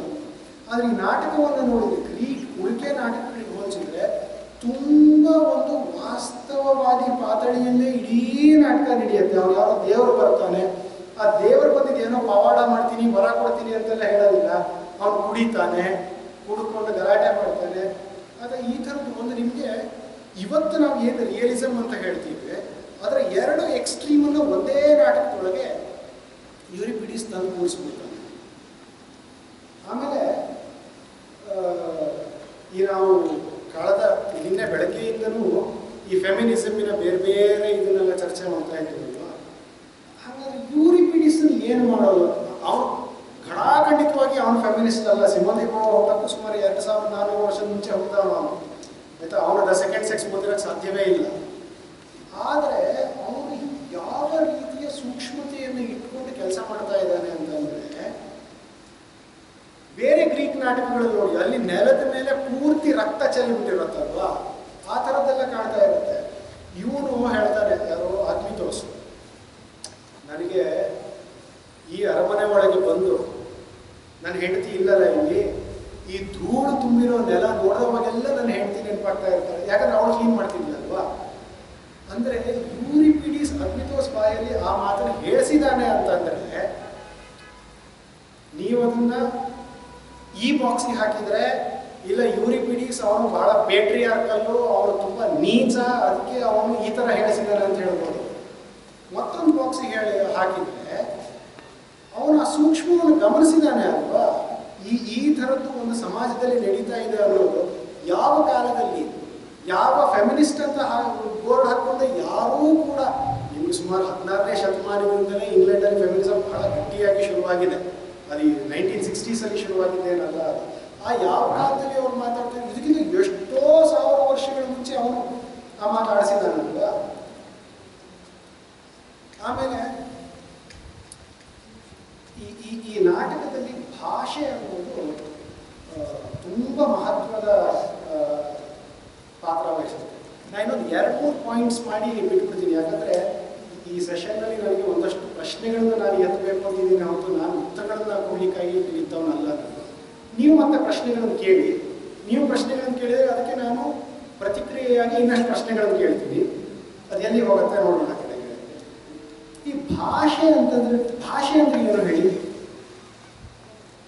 ಏನು ಭಾಷೆ ಅಂದರೆ? ಸಂವಹನ ಅಂತ ಭಾಷೆಯ ಮುಖಾಂತರ ನಾವು ಮಾಡ್ತೀವಿ. ಭಾಷೆ ಅಂತಂದರೆ ಲ್ಯಾಂಗ್ವೇಜ್ ಅಲ್ವಾ. ಇನ್ನೊಂದು ಭಾಷೆ ಕೊಡ್ತೀನಿ ಅಂತೆಲ್ಲ ಹೇಳ್ತಾ ಇರ್ತೀವಿ. ಒಂದು ಪ್ರಾಮಿಸ್ ಅನ್ನೋ ಅರ್ಥದಲ್ಲೂ ಭಾಷೆ ಅಂತ ಬಳಸ್ತೀವಿ, ವಚನ ಅನ್ನೋ ಅರ್ಥದಲ್ಲೂ ಭಾಷೆ ಅನ್ನೋದು, ಲ್ಯಾಂಗ್ವೇಜ್ ಮತ್ತು ಪ್ರಾಮಿಸ್ ಎರಡೂ ಅರ್ಥದಲ್ಲೂ ಭಾಷೆ ಅನ್ನೋದನ್ನ ನಾವು ಬಳಸ್ತಾ ಇರ್ತೀವಲ್ವಾ. ಇದು ಯಾಕೆ ಬಹಳ ಇಂಟ್ರೆಸ್ಟಿಂಗ್ ಅಂತಂದರೆ, ಈ ಇಡೀ ನಾಟಕ ಇರೋದೇ ಭಾಷೆಯ ಬಗ್ಗೆ. ಭಾಷೆ ಅಂತಂದ್ರೆ ಏನು? ಈ ನಾಟಕದ ಮೊದಲನೇ ಭಾಷೆ ಏನು? ದೇವತೆಗಳು ಅಪೋಲೋಗೆ ಕೊಟ್ಟಿದ್ದು. ಅಂದರೆ ಆದ್ಮಿತೋಸ್ ಬದಲಿಗೆ ಇನ್ಯಾರು ಸತ್ರೆ ಇವನನ್ನು ಬದುಕಿಸ್ತೀವಿ ಅಂತ ಒಂದು ಭಾಷೆಯನ್ನು ಕೊಟ್ಟಿದ್ದಾರೆ. ಹೌದಾ? ಎರಡನೇ ಭಾಷೆ ಯಾವುದು? ನಿನ್ನ ಪರವಾಗಿ ನಾನು ಸಾಯ್ತೀನಿ ಅಂತ ಅಲ್ಸೆಸ್ಟಿಸ್ ಅದ್ಮಿತೋಸ್ಗೆ ಕೊಟ್ಟ ಭಾಷೆ. ಮೂರನೇ ಭಾಷೆ ಯಾವುದು? ನೀನು ಸತ್ತ ಮೇಲೆ ನಾನು ಬೇರೆಯವ್ರನ್ನ ಮದುವೆ ಆಗೋದಿಲ್ಲ ಅಂತ ಇವನು ಅಲ್ಸೆಸ್ಟಿಸ್ಗೆ, ಅದ್ಮಿತೋಸ್ ಅಲ್ಸೆಸ್ಟಿಸ್ಗೆ ಕೊಟ್ಟಿರೋ ಭಾಷೆ ಅಲ್ವಾ? ಭಾಷೆ ಏನು ಮಾಡುತ್ತೆ? ಲ್ಯಾಂಗ್ವೇಜ್ ಅನ್ನೋ ಅರ್ಥದಲ್ಲಿ ಭಾಷೆ ಏನು ಮಾಡುತ್ತೆ? It stands for something else ಅಲ್ವಾ? ಈಗ ನಾನು ಪುಸ್ತಕ ಅಂತ ಹೇಳಿದರೆ ಇದು ಒಂದು ಥಿಯರಿ ಆಫ್ ಮೀನಿಂಗ್. ಇದು ಪುಸ್ತಕ ಅಲ್ವಾ? ಪುಸ್ತಕ ಅನ್ನೋ ಶಬ್ದ it stands for this object which is outside language. ಭಾಷೆಯಿಂದ ಹೊರಗಡೆ ಇರುವ ಈ ವಸ್ತುವನ್ನು ಪ್ರತಿನಿಧಿಸುತ್ತೆ ಪುಸ್ತಕ ಅನ್ನುವ ಶಬ್ದ ಅಲ್ವಾ? ಈ ನಾಟಕದಲ್ಲಿ ನೋಡಿ ಏನಾಗ್ತಾ ಇದೆ ಅಂತಂದರೆ, ಅದ್ಮಿತೋಸ್ ಸಾಯ್ಬೇಕಾಗಿತ್ತು, ಭಾಷೆಯ ರೀತಿ ಅಲ್ಸೆಸ್ಟಿಸ್ ಅವನ ಪರವಾಗಿ ರೆಪ್ರೆಸೆಂಟಿಂಗ್ ಹಿಮ್, ಅವನ ಬದಲಿಗೆ ಇವಳು ಸಾಯ್ತಾಳೆ. ಭಾಷೆ ಮಾಡೋ ಕೆಲಸ ಅದೇ ತಾನೇ. ನಿಮ್ಗಿದು ಕ್ಲಿಯರ್ ಆಗಿರೋದು ಹೇಳ್ತೀನಿ. ಇದು ಏನು ಅಂತ ಹೆಂಗೆ ಹೇಳ್ತೀನಿ? ಇದಕ್ಕೆ ಪುಸ್ತಕ ಅನ್ನುವ ಹೆಸರಿದೆ ಹೌದಾ? ಪುಸ್ತಕ ಅನ್ನುವ ಹೆಸರು, ಅದಕ್ಕೆ ವೇರಿಯಂಟ್ಸ್ ಇದೆ ಬಿಡಿ. ಈಗ ನಾವು ಬುಕ್ ಅಂತ ಹೇಳ್ಬೋದು, ಕಿತಾಬ್ ಅಂತ ಹೇಳ್ಬೋದು, ಕನ್ನಡದಲ್ಲಿ ಇನ್ನೇನೋ ಹೊತ್ತಿಗೆ, ಗ್ರಂಥ ಅಂತೆಲ್ಲ ಹೇಳ್ಬೋದು. ಅವೆಲ್ಲವೂ ವರ್ಡ್ಸ್. ಅದಲ್ಲದೆ ಹೋದರೆ ಆ ರೀತಿಯ ವರ್ಡ್ಸ್ ಇಲ್ಲದೆ ನೀವು ಇದನ್ನು ಡಿಸ್ಕ್ರೈಬ್ ಮಾಡೋದಾದ್ರೆ ಹೆಂಗೆ ಮಾಡ್ತೀರಿ? ಅವಾಗ ಎಕ್ಸ್ಪ್ಲೇನ್ ಮಾಡಬೇಕಲ್ವಾ? ಈ ಮರನೇನೋ ಕೊಯ್ದು ಅದನ್ನು ಪಲ್ಪ್ ಮಾಡಿ ತೆಳು ಹಪ್ಪಳ ಮಾಡ್ದಂಗೆ ಮಾಡಿ ಅದನ್ನು ಒಣಗಿಸಿ ಅದ್ರ ಮೇಲೆಲ್ಲ ಪ್ರಿಂಟ್ ಮಾಡಿರ್ತಾರಲ್ಲ ಅದು ಅಂತ ಇಷ್ಟು ಉದ್ದ ವಾಕ್ಯ ಹೇಳ್ತೀನಲ್ವಾ? ಆ ವಾಕ್ಯದ ಬದಲಿಗೆ ನಾನು ಬುಕ್ ಅನ್ನೋ ಒಂದು ಶಬ್ದವನ್ನು ಹೇಳ್ಬಿಡ್ತೇನೆ ಅಲ್ವಾ? ಆ ಒಂದು ದೀರ್ಘವಾದ ಪ್ರಪೋಸಿಷನ್ ಬದಲಿಗೆ ನಾನು ಬುಕ್ ಅನ್ನೋ ಒಂದು ಪದವನ್ನು ಹೇಳ್ತೀನಲ್ವಾ? ಆ ಥರ ಅದರ ಪರವಾಗಿ, ಅದರ ಬದಲಿಗೆ, ಅದ್ಮಿತೋಸ್ನ ಬದಲಿಗೆ ಅಲ್ಸೆಸ್ಟಿಸ್ ಆಗ್ತದೆ. ಅಲ್ಸೆಸ್ಟಿಸ್ನ ಬದಲಿಗೆ ಈ ಭಾಷೆಯ ಥರ ಅವಳ ಮೂರ್ತಿಯನ್ನು ಇಟ್ಕೊಂಡು ಅದ್ರ ಜೊತೆ ಸಂಸಾರ ಮಾಡ್ತಾನೆ ಅಲ್ವಾ? ಲಾಸ್ಟಿಗೆ ಒಂದು ಬರುತ್ತಲ್ಲ, ಏನದು? ಈ ಅಲ್ಸೆಸ್ಟಿಸ್ನ ವೇಷಧಾರಿಯಾಗಿ ಒಂದು ಅವಗುಂಟನ ಒಂದು ಹಾಕ್ಕೊಂಡು ಒಂದು ಮುಖವನ್ನು ಎತ್ತಿದಾಗ ಅಲ್ಲಿ ವಾಪಸ್ ಬರೋದು ಯಾರು? ಅಲ್ಸೆಸ್ಟಿಸ್ಸೇ ವಾಪಸ್ ಬರ್ತಾಳೋ? ಆಮೇಲೆ ಇದು ಬಹಳ ಇಂಟ್ರೆಸ್ಟಿಂಗ್ ಏನಂತಂದ್ರೆ, ಅಲ್ಸೆಸ್ಟಿಸ್ ಯಾಕೆ ಮಾತಾಡೋದಿಲ್ಲ? ಇವನೇನೋ ಹೇಳ್ತಾನೆ ಸುಮ್ಕ 3 ದಿನ ಮಾತಾಡೋದಿಲ್ಲ ಹಂಗೆ ಹಿಂಗೆ ಅಂತ. ಆದ್ರೆ ನಿಜವಾಗ್ಲೂ ಯಾಕೆ ಅಲ್ಸೆಸ್ಟಿಸ್ ಮಾತಾಡದೇ ಇರ್ಬೋದು? ಇದನ್ನು ನಾವು ಅಕ್ಸೆಪ್ಟ್ ಮಾಡ್ಕೊಂಡ್ರೆ ಅದು ಬಹಳ ಸರಳವಾದ ಎಕ್ಸ್ಪ್ಲನೇಷನ್ ಆಯ್ತಾ? 3 ದಿನ ಮಾತಾಡಬಾರ್ದು ಅಂತ ಆಜ್ಞೆ ಆಗಿದೆ, ಮಾತಾಡೋದಿಲ್ಲ ಅಂತ. ಅದು ಅಲ್ಲದೆ ನೀವು ಸ್ವಲ್ಪ ಹ್ಯೂಮನ್ ಆಗಿ ಯೋಚನೆ ಮಾಡಿದ್ರೆ ಏನು ಸಾಧ್ಯತೆ ಇರಬಹುದು?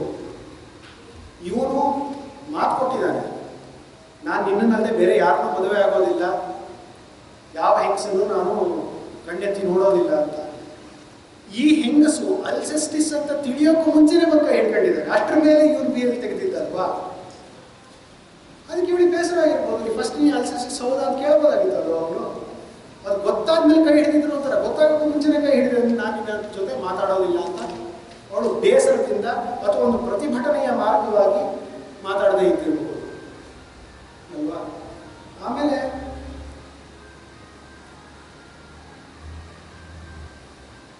ಏನೇನೋ ಹೊಸ ವಿಘ್ನಗಳೆಲ್ಲ ಬರ್ತಾ ಇರ್ತವೆ, ಇದಕ್ಕಿದ್ದಂಗೆ ಹೊರಡ್ಬೇಕು ಮ್ಯೂಸಿಕ್ ಅಲ್ಲಿ.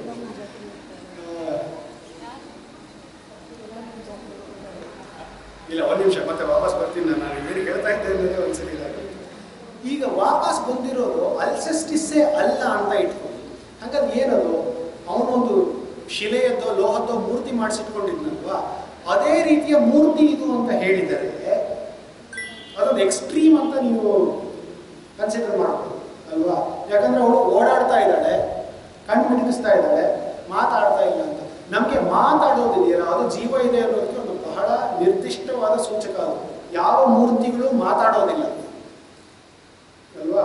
ಈಗ ಈ ಆರ್ಟಿಫಿಷಿಯಲ್ ಇಂಟೆಲಿಜೆನ್ಸ್ ಅಲ್ಲಿ ಕಲ್ಲಿನ ಮೂರ್ತಿ ಎಲ್ಲ ಮಾತಾಡೋದು ತೋರಿಸ್ತಾರೆ ಅಷ್ಟೇ ಬಿಟ್ಟರೆ, ನಿಜವಾದ ಕಲ್ಲಿನ ಮೂರ್ತಿ ಮಾತಾಡೋದಿಲ್ಲ. ಕಲ್ಲಿನ ಮೂರ್ತಿ ಮಾತಾಡಿದ್ರೆ ನಾವು ಅಲ್ಲಿ ನಿಂತ್ಕೊಳ್ಳೋದು ಇಲ್ಲ ಅಲ್ವಾ? ಇಲ್ಲಿ ಇವಳು ಮಾತಾಡದೇ ಇದ್ದಿದ್ರಿಂದ ಅದು ಅಲ್ಸೆಸ್ಟಿಸ್ ಅಲ್ಲ, ಅಲ್ಸೆಸ್ಟಿಸ್ನ ಒಂದು ಗೊಂಬೆ ಅಂತ ನಾವು ಹೇಳಬಹುದಾ? ನೀವು ಹೇಳಬಹುದು. ಮಾತಾಡಬೇಕು ಅಂದ್ರೆ ಜೀವ ಇರಬೇಕು, ಅದ್ರ ಮಾತಾಡಲಿಲ್ಲ ಅಂದ ಕಾರಣಕ್ಕೆ ಜೀವ ಇಲ್ಲ ಅಂತ ಹೇಳಕ್ ಬರೋದಿಲ್ಲ. ಯಾಕಂದ್ರೆ ಈಗ ನೀವು ಕೇಳ್ತಾ ಕೂತಿದ್ದಲ್ಲ, ನೀವು ಯಾರು ಮಾತಾಡ್ತೀರ, ಹಾಗಂದ್ರೆ ನೀವು ಜೀವ ಇಲ್ಲ ಅಂತ ಹೇಳಕ್ ಬರುತ್ತಾ ಅಲ್ವಾ? ಮಾತಾಡಿದ ಜೀವ ಇದೆ ಅನ್ನೋದು ಖಾತ್ರಿ, ಮಾತಾಡ್ಲಿಲ್ಲ ಅನ್ನೋದು ಜೀವ ಇಲ್ಲ ಅನ್ನೋದಕ್ಕೆ ಖಾತ್ರಿ ಅಲ್ಲ ಅಲ್ವಾ? ಅದು ಸಫಿಷಿಯಂಟ್ ಕಾಸ್ ಅಲ್ಲ, ಅದು ನೆಸಸರಿ ಕಾಸ್ ಯಾವತ್ತು ಸಫಿಷಿಯಂಟ್ ಕಾಸ್ ಅಲ್ಲ. ಹಾಗಾಗಿ ಆದರೆ ಇಲ್ಲಿ ಏನಾಗಿದೆ ಅಂದರೆ ಈ ನಾಟಕಗಳು ಇರೋದೇ ಆ ರೀತಿಯ ಒಂದು ಅತಿರಂಜಿತ ವಾಸ್ತವಗಳಲ್ಲಿ, ಆ ರೀತಿಯ ಒಂದು ಅತಿರೇಕಗಳಲ್ಲಿ ಅಲ್ವಾ? ಸತ್ತವರು ವಾಪಸ್ ಕರ್ಕೊಂಡು ಬರೋದು, ಒಬ್ಬರು ಬರೋರು ಮತ್ತೊಬ್ಬರು ಸಾಯೋದು, ಈ ಥರದ ಒಂದು ಸ್ಟ್ರಕ್ಚರಲ್ಲೇ ನಾಟಕ ಇರೋದ್ರಿಂದ ಆ ಎಕ್ಸ್ಟ್ರೀಮನ್ನು ನಾವು ಯೋಚನೆ ಮಾಡುವ ಒಂದು ಪಾಸಿಬಿಲಿಟಿ ಇದೆ. ಆಮೇಲೆ ಇವನೇನಾಗುತ್ತೆ, ನೀವು ಬಂದು ಅವಳ ಕೈ ಹಿಡಿದು ಅವಳ ಮಾತು ಆಡಿರೋದಿಲ್ಲ, ಅಷ್ಟರ ಮುಂಚೆನೆ ಇವಳು ವಾಪಸ್ ಬಂದಲ್ಲ, ನಾವೆಲ್ಲ ಈಗ ಮತ್ತೆ ಸಂಭ್ರಮದಿಂದ ಎಲ್ಲ ಹಬ್ಬ ಮಾಡೋಣ ಅಂತ ಇವನು ಅನೌನ್ಸ್ ಮಾಡಿಬಿಟ್ಟಿದ್ದಾನೆ. ಆ ಥರದ ಒಂದು ಸ್ಥಿತಿಯಲ್ಲಿ ಈ ನಾಟಕ ಕೊನೆ ಆಗುತ್ತೆ. ನಾನು ಈ ನಾಟಕವನ್ನೇ ಯಾಕೆ ಪ್ರಸ್ತಾಪ ಮಾಡಿದೆ ಅಂತಂದರೆ,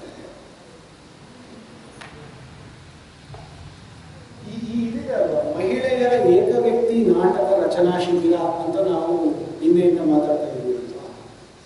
ನಮ್ಮದ್ರಲ್ಲಿ ಯಾವ್ಯಾವ ಪದ ಅರ್ಥ ಆಗಿಲ್ಲ, ಯಾವ್ಯಾವ ಪದ ಅರ್ಥ ಆಗಿಲ್ಲ ಅನ್ನೋದು ಒಂಚೂರು ಬಿಡಿಸ್ ನೋಡ್ಕೊಳ್ಬೇಕು. ನಾವು ಈ ಕ್ಷಣದವರೆಗೂ ನಾವು ಒಂದು ವಿಚಾರದ ಬಗ್ಗೆ ಮಾತಾಡಿಲ್ಲ, ಅದೇನು ಮಹಿಳೆ ಅನ್ನೋದು ನಮ್ಗೆಲ್ಲರಿಗೂ ಗೊತ್ತಿದೆ ಅಲ್ವಾ?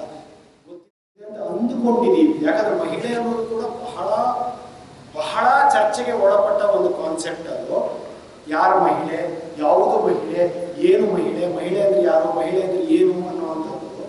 ಯಾಕಂದ್ರೆ ಈಗ ನಾನು ಮಹಿಳೆ ಆಗಕ್ಕೆ ಸಾಧ್ಯವಾ, ರಂಗಭೂಮಿಯ ಮೇಲೆ ನಾನು ಮಹಿಳೆ ಆಗಕ್ಕೆ ಸಾಧ್ಯವಾ, ಈ ಥರದ ತುಂಬ ಬೇರೆ ಬೇರೆ ರೀತಿಯ ಪ್ರಶ್ನೆಗಳಲ್ಲಿ ಅಡಕೊಂಡಿರುವಂಥದ್ದು. ಅದು ಬೇರೆ ಸಂದರ್ಭದಲ್ಲಿ ನಾವು ಬೇಕಾದ್ರೆ ಚರ್ಚೆ ಮಾಡೋಣ. ಆದರೆ ನಮಗೆಲ್ಲರಿಗೂ ಸಾಕಷ್ಟು ಕಾಂಪ್ಲೆಕ್ಸ್ ಆಗಿ, ತುಂಬ ಸರಳವಾಗಲ್ಲ, ಸಾಕಷ್ಟು ಕಾಂಪ್ಲೆಕ್ಸ್ ಆಗಿ ಮಹಿಳೆ ಅಂದ್ರೆ ಏನು ಅನ್ನೋದು ನಮಗೆ ಗೊತ್ತಿದೆ.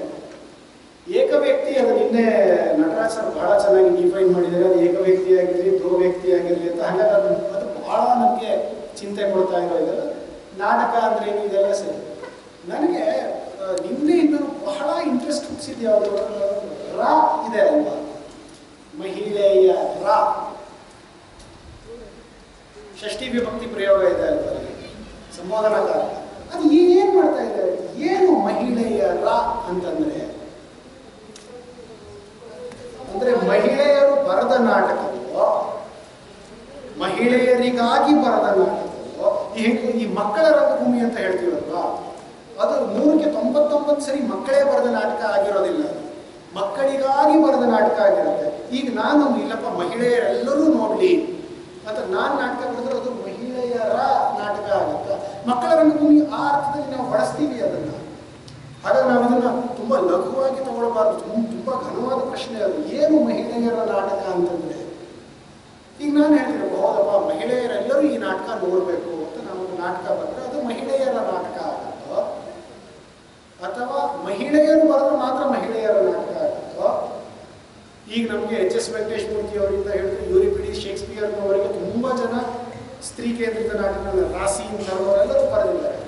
ಅವ್ರು ಬರೆದಿದ್ದರೆ ನೀವು ಮಹಿಳೆಯರ ನಾಟಕ ಅಂತ ಒಪ್ಕೊಳ್ತಿರೋ, ಅಥವಾ ಮಹಿಳೆಯರು, ಈಗ ನಮ್ಗೆ ಬಹಳ ಕುತೂಹಲ ಉಂಟು. ನೀವು ತುಂಬಾ ಜನ ಪ್ರಸ್ತಾಪ ಮಾಡ್ತಾ ಇದ್ದೀರಿ ಅಲ್ವಾ, ಆದ್ಯ ಅಂದ್ರಿ, ಕುಂತಿ ಅಂದ್ರಿ, ದ್ರೌಪದಿ ಅಂದ್ರಿ, ರಾಧೆ ಅಂದ್ರಿ, ಆಮೇಲೆ ಇನ್ನು ಯಾವ್ದಾವ್ದೋ ಸಂದರ್ಭದಲ್ಲಿ ಸೆಷನಲ್ ಹೊರಗಡೆ ಇಂದಿರಾ ಗಾಂಧಿ ಅಂದ್ರಿ, ಈ ಥರ ತುಂಬಾ ಹೆಸರುಗಳು ಬಂತು. ಈ ಮಹಿಳೆಯರ ನಾಟಕ ಅಂತಂದ್ರೆ ಯಾಕೆ ಅಲ್ಲಿ ಇರುವ ಪಾತ್ರ ಗಂಡಸಾಗಿರಬಾರದು ಅಲ್ವಾ? ಆ ಥರದ ಪಾಸಿಬಿಲಿಟೀಸ್ ನಿಮಗೆ ನೂರಾರು ಇವೆ. ಆಮೇಲೆ ನೀವು ಒಬ್ಬ ಗಂಡು ನಿರ್ದೇಶಕ ಗಂಡು ನಟನಿಗೆ ಆ ನಾಟಕ ಮಾಡಿಸಿ ಗಂಡಸರೇ ನೋಡಬೇಕು ಅನ್ನುವ ನಾಟಕ ನೀವು ಬರೆದ್ರೆ ಅದು ಮಹಿಳೆಯರ ನಾಟಕ ಆಗತ್ತ? ಈ ಥರದ ಹಲವಾರು ಪ್ರಶ್ನೆಗಳನ್ನ ನಾವು ಕೇಳ್ಕೊಳ್ಳಿಕ್ಕೆ ಸಾಧ್ಯ. ಆಮೇಲೆ ಈ ಬೇರೆ ಬೇರೆ ಥೀಮ್ಗಳನ್ನ ನಾವು ರೆಪ್ರೆಸೆಂಟ್ ಮಾಡ್ತಾ ಇದ್ದೀವಿ ಅಂತೆಲ್ಲ ಹೇಳ್ತಾ ಇದ್ದೀವಿ. ಈ ನಾಟಕ ಕೂಡ ಯೂರಿಪಿಡೀಸ್ ಬರೆದ ನಾಟಕ, ಲಾಸ್ಟ್ ಪಾಯಿಂಟ್ ನಾನು ಮಾಡೋದು, ಯೂರಿಪಿಡೀಸ್ ಬರೆದ ನಾಟಕಗಳ ಎಲ್ಲ ನಾಟಕ, ಹೆಚ್ಚಿನ ನಾಟಕಗಳು, ಈ ನಾಟಕಕ್ಕೂ ತುಂಬ ವೇರಿಯಂಟ್ಸ್ ಸಿಗತ್ತೆ. ಕಡೆಗೆ ತುಂಬ ಜನ ಅದನ್ನು ಬೇರೆ ಬೇರೆ ರೀತಿಯಲ್ಲಿ ಇಂಟರ್ಪ್ರಿಟ್ ಮಾಡಿದ್ದಾರೆ, ಬೇರೆ ಬೇರೆ ರೀತಿಯಲ್ಲಿ ರೂಪಾಂತರ ಮಾಡ್ಕೊಂಡಿದ್ದಾರೆ. ಅದರ ಒಂದು ನನಗೆ ಬಹಳ ಕುತೂಹಲ ಹುಟ್ಟಿಸಿದ್ದು 1866ರಲ್ಲಿ ರಚಿತ ಆಗಿದ್ದು ಅಲ್ಸೆಸ್ಟಿಸ್ ಯೂರಿಪಿಡಿಸ್ ಡೆಸ್ಟ್ರಾಯ್ಡ್ ಅಂತ ಒಂದು ರೂಪಾಂತರ ಸಿಗುತ್ತೆ. ಆಯ್ತಾ? ಅಂದರೆ ಸರ್ವನಾಶವಾದ ಯೂರಿಪಿಡಿಸ್ ಅಥವಾ ಅಲ್ಸೆಸ್ಟಿಸ್ ಅನ್ನುವ ಸರ್ವನಾಶ ಯಾರು ಇವರೇ ಮಾಡಿದ್ದು, ಅವರೇ ಹೇಳ್ಕೊಳ್ತಾ ಇದ್ದಾರೆ. ಆ ನಾಟಕದಲ್ಲಿ ಏನಾಗುತ್ತೆ ಅಂತಂದ್ರೆ ಆದ್ಮಿತೋಸ್ ಒಬ್ಬ ಹುಡುಗ ಅವ್ನು ಬರೋತ್ತಿಗೆ ಫುಲ್ ಎಣ್ಣೆ ಹಾಕೊಂಡ್ಬಂದಿರ್ತಾನೆ ಸ್ಟೇಜ್ಗೆ. ಅದನ್ನ ಮಾಡಿದ ತಕ್ಷಣ ನಿಮಗೆ ಈ ಟ್ರಾಜಿಡಿ ಅನ್ನೋದು ತುಂಬ ಬೇರೆ ಒಂದು ಶೇಪ್ ತಗೊಳುತ್ತೆ ಅಲ್ವಾ. ಆಮೇಲೆ ಇವಾಗ ಬೆಳಗ್ಗೆ ಮೇಡಮ್ ಕೇಳಿದ ಪ್ರಶ್ನೆಗೆ ತುಂಬ ತೀವ್ರವಾಗಿ ಯಾರೋ ಪ್ರತಿಕ್ರಿಯೆ ಕೊಟ್ಬಿಟ್ರು, ಈ ತಮಾಷೆಯ ನಾಟಕ ಬೇಕು ಅನ್ನೋ ಇದಕ್ಕೆ. ನಾವು ರಂಗಭೂಮಿಯ ಇತಿಹಾಸವನ್ನು ನೋಡಿದರೆ ಈ ಟ್ರಾಜಿಡಿ ಮತ್ತು ಕಾಮಿಡಿ ಅನ್ನೋದಿದೆ ಅಲ್ವಾ, ಅದು ಪ್ರಪಂಚವನ್ನು ನೋಡುವ ಎರಡು ದೃಷ್ಟಿಕೋನಗಳಷ್ಟೇ. ನೀವು ಯಾರು ಚಾಪ್ಲಿನನ್ನು ನೋಡಿರ್ತೀರೋ, ಅವನು ಮಾಡರ್ನ್ ಟೈಮ್ಸ್ ಆಗಿರ್ಬೋದು, ಸಿಟಿ ಲೈಟ್ಸ್ ಆಗಿರ್ಬೋದು, ಅಥವಾ ಶೇಕ್ಸ್ಪಿಯರ್ನನ್ನು ಓದಿರ್ತೀರೋ, ಕಾಮಿಡಿಯನ್ನು ಎರಡನೇ ದರ್ಜೆ ಅಂತ ಕನ್ಸಿಡರ್ ಮಾಡುವ ಚಾನ್ಸೇ ಇಲ್ಲ. ಕಾಮಿಡಿಯ ಮುಖಾಂತರ ನೀವು ತುಂಬ ಘನವಾದ ವಿಚಾರಗಳನ್ನು ಪ್ರೆಸೆಂಟ್ ಮಾಡಬಹುದು. ಆಮೇಲೆ ಅದು ತುಂಬ ಸುಲಭವಾಗಿ ಜನರಿಗೆ ತಲುಪುವ ಒಂದು ಮಾರ್ಗ. ಅದು ಟ್ರಾಜಿಡಿಗಿಂತ ತುಂಬ ಸುಲಭವಾಗಿ ಕಾಮಿಡಿ ತಲುಪುತ್ತೆ. ಯಾಕೆ ಗೊತ್ತಿಲ್ಲ, ಕಳೆದ ಹಲವು ವರ್ಷಗಳಿಂದ ಕನ್ನಡದಲ್ಲಾಗಲಿ ಇಂಗ್ಲೀಷಲ್ಲಾಗಲಿ ನಿಮಗೆ ತುಂಬ ಚೆನ್ನಾಗಿ ನೆನಪಿಟ್ಕೊಳ್ಳುವಂತಹ ಒಳ್ಳೆ ಕಾಮಿಡಿಗಳು ಬಂದಿಲ್ಲ, ಅಥವಾ ಬಂದಿದ್ದು ನನಗೆ ಗೊತ್ತಿಲ್ಲ. ನಿಮ್ಗೆ ಗೊತ್ತಿದ್ರೆ ಹೇಳಿ, ನಾನು ತಿಳ್ಕೊಳ್ತೀನಿ. ನಾನು ತೀರ್ಮಾನ ಹೇಳ್ತಾ ಇರೋದಲ್ಲ, ಆದರೆ ಬಹಳ ಘನವಾದ ಪರಿಣಾಮವನ್ನು ಬೀರಿದ ಕಾಮಿಡೀಸ್ ಇತ್ತೀಚೆಗೆ ಬಂದಿಲ್ಲ. ನಾವು ಅದರ ಬಗ್ಗೆನೂ ತುಂಬ ಸೀರಿಯಸ್ ಆಗಿ ಯೋಚನೆ ಮಾಡಬೇಕು. ಇವರು ಈ ರೂಪಾಂತರದಲ್ಲಿ ಅಲ್ಸೆಸ್ಟಿಸ್ ಸ್ಫೂರ್ತಿ ಕೊಡ್ಕೊಂಡಿದ್ದಾನೆ. ಅಲ್ಲ ಸಾರಿ, ಅದ್ಮಿತೋಸ್. ಅಲ್ಸೆಸ್ಟಿಸ್ ಇಲ್ಲ ನಿನ್ನ ಪರವಾಗಿ ನಾನು ಸಾಯ್ತೀನಿ ಅಂತಂದಲ್ಲಿ ಅದ್ಮಿತೋಸ್ಗೆ ಸಿಕ್ಕಾಪಟ್ಟೆ ಸಿಕ್ಕೊಂಡ್ಬಿಡತ್ತೆ. ಏನು ತಮಾಷೆ ಮಾಡ್ತಾ ಇದೆಯಾ, ನನ್ನ ಪರವಾಗಿ ನೀ ಎಂತಕ್ಕೆ ಸಾಯ್ತೀಯ, ನೀ ಸತ್ತು ನೀನೇ ಇದರಲ್ಲಿ ಬಹಳ ದೊಡ್ಡ ಕರುಣಾಮಯಿ, ಬಹಳ ದೊಡ್ಡ ತ್ಯಾಗಿ ಅಂತ ಇತಿಹಾಸದಲ್ಲಿ ಹೆಸರು ಮಾಡಬೇಕು ಅಂತ ನನ್ನ ಪರವಾಗಿ ಸಾಯ್ತಾ ಇದೆಯಾ ಅಲ್ವಾ ಅಂತ ಹೇಳಿ ಅಲ್ಸೆಸ್ಟಿಸ್ಗೆ ಆದ್ಮಿತೋಸ್ ಬಾಯ್ ಬಂದಂಗೆ ಬೈತಾರೆ.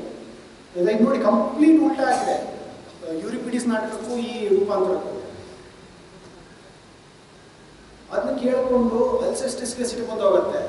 ನಾ ಸಾಯೋದಷ್ಟೇ ಅಲ್ಲ, ಸತ್ತ ಮೇಲೆ ನಿನ್ನ ಪ್ರೇತ ಆಗಿ ಬಂದು ಕಾಡ್ತೀನಿ ಅಂತ ಹೇಳ್ತಾರೆ.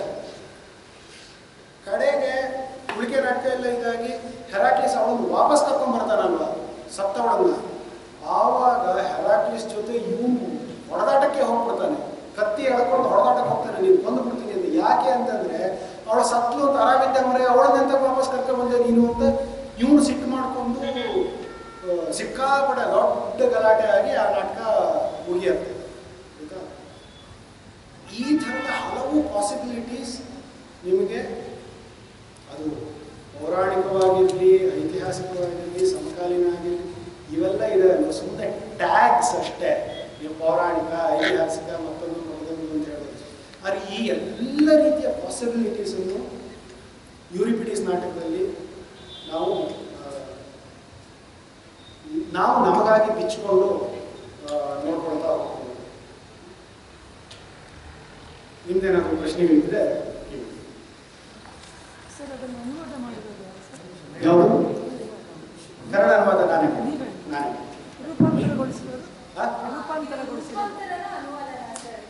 ಯಾವುದು? ರೂಪಾಂತರ ಮತ್ತು ಅನುವಾದ ಅನ್ನೋದಿದೆ ಅಲ್ವಾ, ಅದು ಬಹಳ ಮಿಸ್ಲೀಡಿಂಗ್ ಆದ ಶಬ್ದಗಳು. ಯಾಕಂದ್ರೆ ರೂಪಾಂತರ ಅಂದ್ರೆ ಏನು, ಅನುವಾದ ಅಂದ್ರೆ ಏನು ಅಂತ ನಾವು ಕೇಳ್ಕೊಂಡ್ರೆ ನಮಗೆ ಇಂಗ್ಲಿಷಿನ ಹೆಸರುಗಳಿರುತ್ತಲ್ಲ, ಈಗ ಅಲ್ಸೆಸ್ಟಿಸ್, ಅದ್ಮಿತೋಸ್ ಅಂತ ಇರೋದನ್ನ ಏನೋ ರಾಮಣ್ಣ ಸೀತಕ್ಕ ಅಂತ ಮಾಡಿದ್ರೆ ಅದನ್ನು ನಾವು ರೂಪಾಂತರ ಅಂತ ಅಂದ್ಕೊಳ್ತೀವಿ. ಅಥವಾ ಇದೆಲ್ಲೋ ರೋಮಲ್ಲಿ ನಡೆಯುತ್ತೆ ಅನ್ನೋದು ಬಾಗಲಕೋಟಲ್ಲಿ ನಡೆಯುತ್ತೆ ಅಂತ ರೂಪಾಂತರ ಅಂತ ಅಂದ್ಕೊಳ್ತೀವಿ. ಆಯಾ ಹೆಸರುಗಳನ್ನು ಹಾಗೇ ಇಟ್ಕೊಂಡ್ರೆ ಅದನ್ನು ನಾವು ರೂಪಾಂತರ ಅಲ್ಲ, ಟ್ರಾನ್ಸ್ಲೇಷನ್ ಅಂತ ಅಂದ್ಕೊಳ್ತೀವಿ. ಇದೆಲ್ಲ ಬಹಳ ಮೇಲ್ಪದರದ ವ್ಯತ್ಯಾಸಗಳು. ನಾಟಕ ಆಡೋರಿಗಾಗಿ ಮಾಡೋರಿಗಾಗಿ ಬಹಳ ದೊಡ್ಡ ವ್ಯತ್ಯಾಸಗಳನ್ನ ತೋರಿಸೋದ್ರಿಂದ ಕಾಸ್ಟ್ಯೂಮ್ಸ್ ಇದರಲ್ಲಿ ಏನೋ ಸಣ್ಣ ಪುಟ್ಟ ವ್ಯತ್ಯಾಸ ಆಗ್ಬೋದು. ನಾನು ಹೆಸರುಗಳನ್ನು ಬದಲಿಸಲಿಲ್ಲ, ಆದ್ಮಿತೋಸನ್ನ ಆದ್ಮಿತೋಸ್ ಅಂತಲೇ ಇಟ್ಕೊಂಡಿದ್ದೀನಿ. ಭಾಷಾಂತರ ಮಾಡೋದು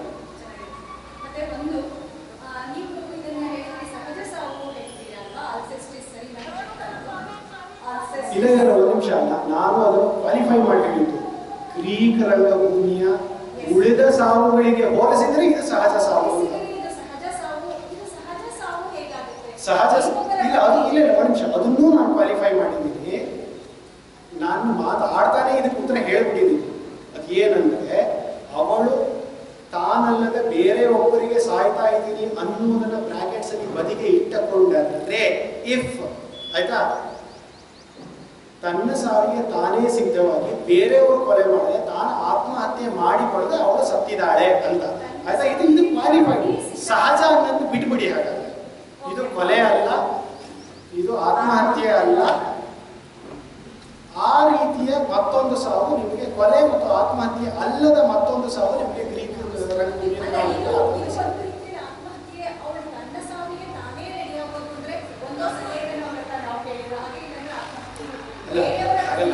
ಅದೇನು ಗೊತ್ತಾ, ನೀವು ಈ ರೀತಿಯ ಕಾನ್ಸೆಪ್ಟ್ಗಳನ್ನ ಎಲ್ಲಿಗೆ ಬೇಕಾದರೂ ಎಕ್ಸ್ಟೆಂಡ್ ಮಾಡಬಹುದು ಅಲ್ವಾ. ಈಗ ನಾನು ಸಿಗರೇಟ್ ಸೇರ್ತೀನಿ ಅಂತ ಇಟ್ಕೊಳ್ಳಿ, ಸಿಗರೇಟ್ ಸೇರಿ ನನಗೆ ಏನೋ ಲಂಗ್ ಕ್ಯಾನ್ಸರ್ ಆಗಿ ಸತ್ತರೆ ಅದನ್ನೂ ಕೂಡ ಆತ್ಮಹತ್ಯೆ ಅಂತ ಕರೆಯಲಿಕ್ಕೆ ಬರುತ್ತೆ ಆಯ್ತಾ. ಈ ರೀತಿಯ ಕಾನ್ಸೆಪ್ಟ್ಗಳನ್ನ ನಾವು ಎಷ್ಟು ಬೇಕಾದರೂ ಹಿಗ್ಗಿಸ್ಬೋದು, ನಾವು ಎಷ್ಟು ಬೇಕಾದರೂ ಕುಗ್ಗಿಸ್ಬೋದು. ನಾನು ಯಾವುದೋ ಒಂದು ಮೋಡಲ್ಲಿ ಅದನ್ನ ಪ್ರೆಸೆಂಟ್ ಮಾಡಿದ್ದೀನಿ, ಅದಕ್ಕಿಂತ ಹಿಗ್ಗಿಸಿದ್ರೆ ನಾನು ಆ ಅರ್ಥದಲ್ಲಿ ಹೇಳಿಲ್ಲ ಅಂತಷ್ಟೇ ಹೇಳೋಕ್ಕೆ ಸಾಧ್ಯ.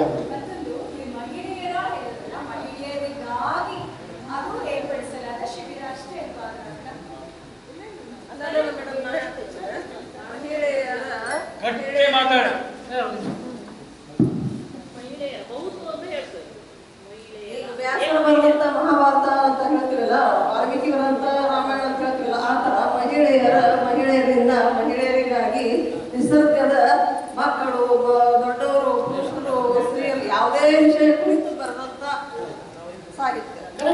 ಅಲ್ಲ, ಅದನ್ನ ಹೇಳ್ತಾನೂ ಇಲ್ಲ. ನಾನು ಪಾಸಿಬಿಲಿಟೀಸ್ ಮಾತ್ರ ಓಪನ್ ಅಪ್ ಮಾಡ್ತಾ ಇರೋದು. ಈಗ ಇವ್ರು ಹೇಳಿದ್ದೇನು, ಮಹಿಳೆಯರಿಗಾಗಿ, ಮಹಿಳೆಯರಿಗೋಸ್ಕರ, ಮಹಿಳೆಯರಿಂದ, ದೆಸೆಯಿಂದ, ಏಕೆ ಎಲ್ಲವೂ ಆದರೆ ನಾವು ಅದು ಅಲ್ಲದೆ ಇನ್ನೊಂದು ಪಾಸಿಬಿಲಿಟಿ ಹೇಳ್ತಾ ಇದ್ದೀನಿ.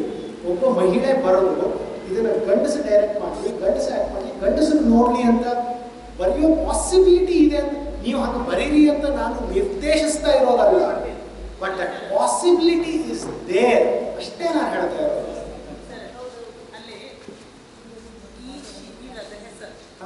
ಮಹಿಳೆಯರ ಫಸ್ಟ್ ಲಾಸ್ಟ್ ಶಿಬಿರ ತಗೊಂಡು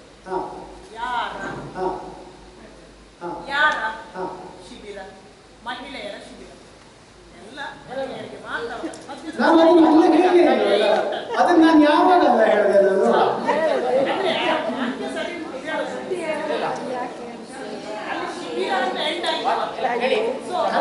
ನಾನು ಅದನ್ನ ಅಂತ ಹೇಳ್ತಾನೆ ಇಲ್ಲ. ಅದು ಒಂದು ಬಹಳ ವ್ಯಾಲಿಡ್ ಆದ, ಬಹಳ ಸಮರ್ಪಕವಾದ ಓದು ನೀವು ಮಾಡ್ತಾ ಇರೋದು.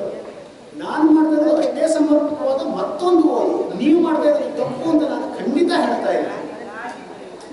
ಹೌದು, ಪಂಚತಂತ್ರ ಅಂತ ಹೇಳ್ತೀವಲ್ಲ, ಆ ಥರ ಮಹಿಳೆಯರಿಂದ ಯಾವುದೇ ಕರೆಕ್ಟ್, ಅಗ್ರಿ ಒಪ್ಕೊಂಡೆ. ನಿನ್ನೆಯಿಂದ ಚರ್ಚೆ ಆಗ್ತಾ ಇದೆ. ಜೀವ ಪರ ಅನ್ನುವ ಹಿನ್ನೆಲೆಯಲ್ಲಿ ನಾವು ಚರ್ಚೆ ಮಾಡ್ತಾ ಇದ್ದೇವೆ. ಈ ಒಟ್ಟು ವಿಷಯಗಳು ಜೀವ ಪರವಾಗಿ ಮಹಿಳೆಯರಿಗೂ ಪುರುಷರಿಗೂ ಎಲ್ಲರಿಗೂ ಬೇಕಾಗಿದೆ. ಸರಿ ಸರಿ, ಅದನ್ನ ನಾನು ನೆಗೆಟ್ ಮಾಡ್ತಾನೆ ಇಲ್ಲ, ಅಲ್ಲ ಹೇಳ್ತಾನೆ ಇಲ್ಲ.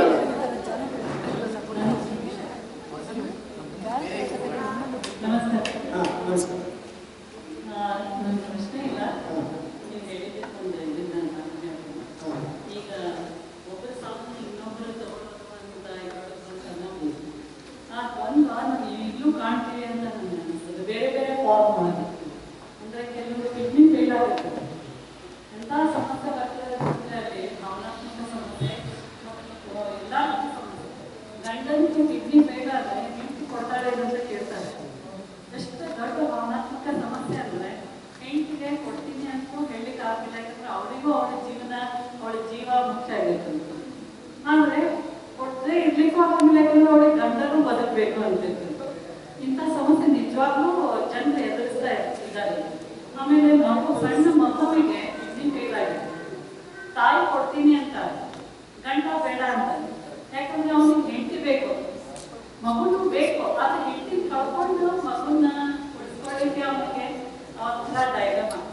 ಈ ಥರದ ಹಲವು ಕಥೆಗಳು ನಮಗೆ ಸಿಗುತ್ತೆ. ಆದರೆ ಯಾಕೆ ನಾನು ಈ ನಾಟಕ ಪ್ರಸ್ತಾಪ ಮಾಡ್ತೇವೆ, ನಿನ್ನೆ ಬೆಳಗ್ಗೆಯಿಂದ ನಾವು ಚರ್ಚೆ ಮಾಡ್ತೇವೆ. ಈ ಒಂದು ಪುರಾಣಕ್ಕೆ ಹೋಗಿ ನೀವು ಗಮನಿಸಿದ್ದೀರಾ, ನಾವು ರಿಯಲಿಸಮ್ ಅನ್ನು ಬಿಟ್ಟು ಬೇರೆ ರೀತಿಯ ಪಾಸಿಬಿಲಿಟೀಸ್ ಅನ್ನು ಎಕ್ಸ್ಪ್ಲೋರ್ ಮಾಡಲಿಲ್ಲ ಇಷ್ಟೊತ್ತಿನ ತನಕ ನಿನ್ನೆಯಿಂದ. ನಾನು ಅದನ್ನ ಇಲ್ಲಿ ಒಬ್ಬನ ಪರವಾಗಿ ಮತ್ತೊಬ್ಬನ ಸಾಯೋದು ಅನ್ನೋದಿದೆಯಲ್ಲ, ಆ ರೀತಿ ಒಂದು ರಿಯಲಿಸಮ್ ಅನ್ನು ಬ್ರೇಕ್ ಮಾಡಿ. ಈ ಕಾಫ್ಕಾ ಹೇಳ್ತಾನಲ್ವಾ, when Gregor Samsa awoke one day, he was turned into a beetle. ಅವನೊಬ್ಬ ಗುಣವಾಗಿದ್ದ ಗ್ರೆಗರ್ ಸಾಮ್ಸ ಹೇಳೋ ಹೊತ್ತಿಗೆ ಅಂತ. ನಾವು ಯಾಕೆ ಸರಿ ಈಗ ನನ್ನ ತಲೆ ಮೇಲೆ ಹಲವು ಇಟ್ಟಿಗೆಗಳು ಬೀಳಬಹುದು ಅನ್ನೋ ಅರಿವಿಟ್ಟುಕೊಂಡೇ ಹೇಳ್ತೀನಿ ಇದನ್ನ. ಯಾಕೆ ಈ ಶಿಬಿರದಲ್ಲಿ ನೀವು ಒಂದು ಹುಳದ ಕಥೆಯನ್ನು ಬರೀಬಾರದು? ಒಂದು ಹುಳದ ನಾಟಕ, ಸ್ಟೇಜ್ ಮೇಲೆ ಒಂದು ಹುಳ ಬರುತ್ತೆ ಅಂತ ಅದನ್ನು ತುಂಬ ಜನ ಮಾಡಿದ್ದಾರೆ ಆಯ್ತಾ. ಇವರು ಅಂಗುರ ಹುಡುಗರ ಪರಕಾಯ ಪ್ರವೇಶ ಅಂತ ಆ ಥರದ ಇದು ನಮಗೆ ಲಿಟ್ರೇಚರಲ್ಲಿ ತುಂಬ ಸಿಗತ್ತೆ. ಆಮೇಲೆ ಯಾಕೆ ನೀವು ಅದಷ್ಟು ಎಲ್ಲ ಪಾಸಿಬಿಲಿಟೀಸನ್ನು ಗಂಡಸರು ಒಬ್ಬರಿಗೆ ಕೊಟ್ಟು ಬರೇ ರಿಯಲಿಸಮ್ ಹಿಡ್ಕೊಳ್ತೀರಿ ಅಂತ ನನ್ನ ಪ್ರಶ್ನೆ. ಮಾಡಬೇಡಿ ಅನ್ನುವ ನಿಷೇಧ ಖಂಡಿತ ಅಲ್ಲ. ನೀವು ದಯವಿಟ್ಟು ಯಾರು ನನ್ನ ತಪ್ಪಾಗಿ ಅರ್ಥ ಮಾಡ್ಕೊಳ್ಬೇಡಿ, ನೀವು ಇಂಥದ್ದು ಬರಿಬೇಡಿ ಅಂತ ಹೇಳ್ತಾ ಇಲ್ಲ. ಆದರೆ ಆ ಒಂದು ತುಂಬ ದೊಡ್ಡ ವೆರೈಟಿ ಇದೆ ಅಲ್ವಾ ನಿಮಗೆ. ಬೇರೆ ರಿಯಲಿಸಮ್ ಬಿಟ್ಟು ಇನ್ನೂ ತುಂಬ ಸಾಧ್ಯತೆಗಳಿದೆ. ಅದೆಲ್ಲದನ್ನು ಗಂಡಸರೇ ಮಾಡ್ತಾ ಇದ್ದಾರೆ, ಹೆಂಗಸರು ಯಾಕೆ ಮಾಡ್ತಾ ಇಲ್ಲ ಸರ್? ಅವೆಲ್ಲ ಕಲ್ಪನೆಗಳಲ್ಲ, ವಾಸ್ತವ. ಯಾವ ಕಲ್ಪನೆ ಅಲ್ಲ, ಹುಳದ ಅದನ್ನೇ ನಾನು ಹೇಳ್ತಾ ಇರೋದು. ಇಲ್ಲ, ನಾನು ಹೇಳಿದ್ದೆ ಇಲ್ಲ, 2,500 ವರ್ಷ ಹಿಂದೆ ಬಂದಿದ್ದು ಇವತ್ತು ತುಂಬಾ ರಿಲೆವೆಂಟ್ ಅನ್ಸುತ್ತೆ. ಬೇರೆ ಓದ್ಬೋದು ಅನ್ಸುತ್ತೆ. ನಮ್ಮ ಜಾನಪದ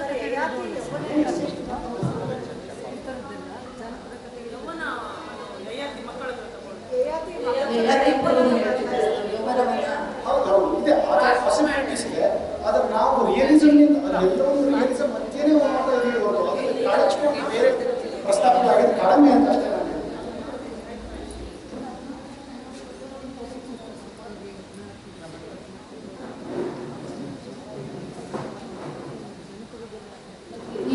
ಈ ನಾಟಕವನ್ನು ಕೇಳಿದಾಗ ನಮ್ಗೆ ಎರಡು ಒಂದು ಕನ್ನಡದ ನಮ್ಮ ಹರಿಹರನ ರಾಮೇಯಣ್ಣನ ಪುಷ್ಪದತ್ತನಿಗೆ ಏನು ಸ್ವಲ್ಪ ದಿವಸ ಹೋಗಿ ಮಧ್ಯದಲ್ಲಿ ಇರುವಂತ ಒಂದು ಪರಿಕಲ್ಪನೆ ನಮ್ಗೆ ಬಂತು. ಇನ್ನೊಂದು ಯಯಾತಿ ನಾಟಕದ ಪರಿಕಲ್ಪನೆ, ಅಲ್ಲಿ ಒಂದು ಏನೋ ಒಂದು ಸ್ಪಷ್ಟತೆ ಇದೆ. ಇಲ್ಲಿ ಎಲ್ಲವೂ ಒಂದು ಕಾಲ್ಪನಿಕ, ಒಂದು ಓದೋದನ್ನ ಒಂದು ಇಬ್ಬಂದಿಯ ಸ್ಥಿತಿಗೆ ಸಿಲುಕಿಸ್ಕೊಳ್ತಾ ಒಂದು ಸನ್ನಿವೇಶ, ಯಾವುದಕ್ಕೂ ಒಂದು ಸ್ಪಷ್ಟತೆ ಇಲ್ಲ ಅಂತ ನನಗೆ ಅನಿಸ್ತು. ಅದಕ್ಕೆ ನೀವೇ ಹೇಳ್ತೀವಿ ಸ್ಪಷ್ಟತೆ ಯಾವ ಥರದ ಸ್ಪಷ್ಟತೆ ಬೇಕು? ಆ ಸಾವಾಗಲಿ ಅಲ್ಸೆಸಿಸ್ನ ಅದು ಸಾವ ಅಥವಾ ಯಾವುದೋ ಒಂದು ಸಂಕೇತವನ್ನು ಅಲ್ಲಿ ಇಟ್ಕೊಂಡು ಸಾಂಕೇತಿಕಗಳನ್ನು ಬಳಸ್ಕೊಂಡು ಇಲ್ಲಿ ನಾವು ನಾಟಕಗಳನ್ನು ಕೊಡ್ತೀವಲ್ಲ, ಅದು ಯಾವುದೋ ಒಂದು ಸಂಕೇತ ರೂಪವಾಗಿ ಅಲ್ಲಿ ಬರ್ತಲ್ಲ. ಕಲೆಯಲ್ಲಿ ಏನಾಗುತ್ತೆ ಅಂತಂದರೆ, ಇವರು ಯಾರು ಜಡ್ಜ್ಮೆಂಟ್ಸ್ ಅನ್ನು ಕೊಡ್ತಾ ಇಲ್ಲ.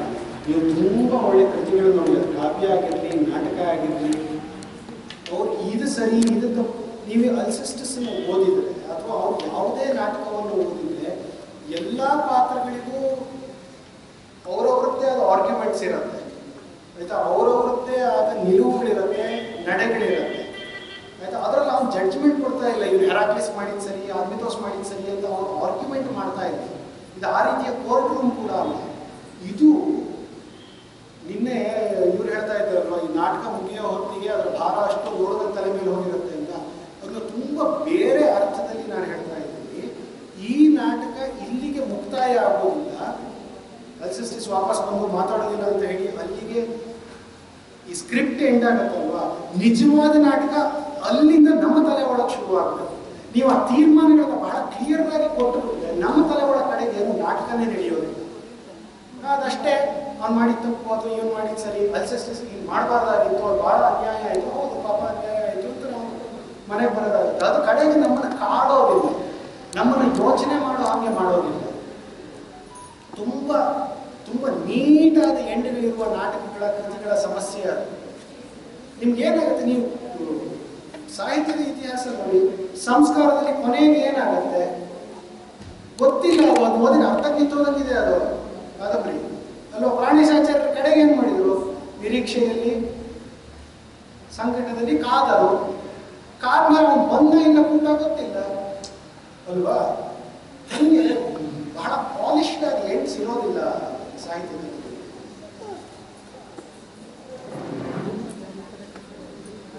ಪ್ರಶ್ನೆ ಅಂದರೆ ನಾಟಕವನ್ನು ಆಯ್ದುಕೊಳ್ಳದೆ ವಿದೇಶಿ ಭಾಷೆಯಲ್ಲಿ ಗ್ರೀಕ್ ಭಾಷೆ ನಾಟಕ ಮಾತ್ರ ಇಲ್ಲಿ ಹೇಳ್ತಾ ಇದ್ದಾರೆ. ರಷ್ಯನ್ ಭಾಷೆ ನಾಟಕ ಶ್ರೀಮಂತವಾಗಿದೆ, ಅಥವಾ ಫ್ರೆಂಚ್ ಭಾಷೆ ನಾಟಕವನ್ನು ಶ್ರೀಮಂತವಾಗಿದೆ. ಗ್ರೀಕನ್ನೇ ಆಯ್ದುಕೊಂಡಿದ್ದೀರಲ್ಲ. ಸೊ ನನಗೆ ನೀವು ಮೋಸ್ಟ್ಲಿ ಗ್ರೀಕ್ ಭಾಷಾ ನಾಟಕ ತಜ್ಞರಾಗಿ ಗ್ರೀಕ್ ಭಾಷೆ ನಾಟಕದ ಮಹತ್ವ, ಕನ್ನಡದ ನಾಟಕ ಬರೆಯೋರು ಗ್ರೀಕ್ ಭಾಷಾ ನಾಟಕದಿಂದ ಏನನ್ನು ಕಲಿಯಬಹುದು ಅಂತ ಒಂದು ಸ್ವಲ್ಪ ವಿವರ ಕೊಡಿ. ಆ ಥರದ ಉದ್ದೇಶ ಇಟ್ಕೊಂಡು ಮಾತಾಡಿದ್ದಲ್ಲ.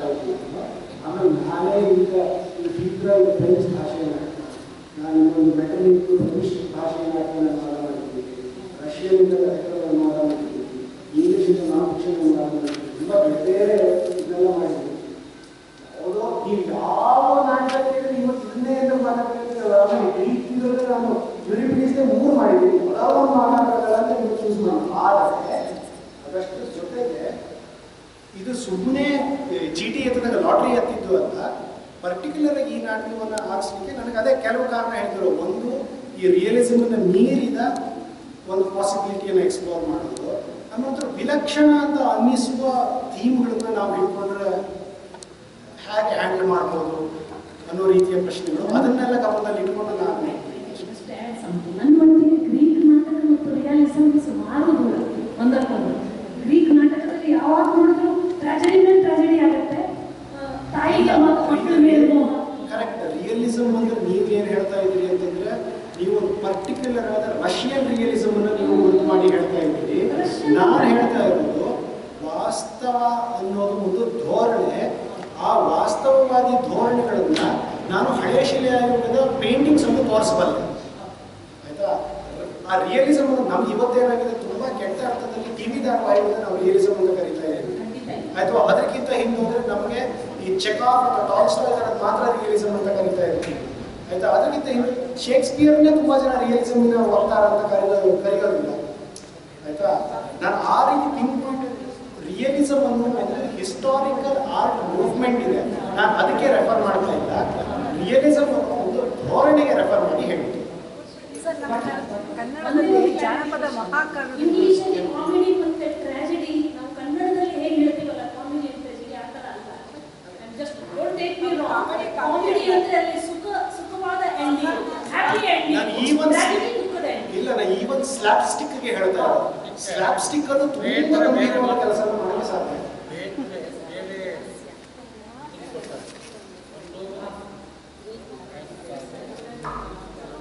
ವಿನೋದಕ ಗಂಭೀರಕ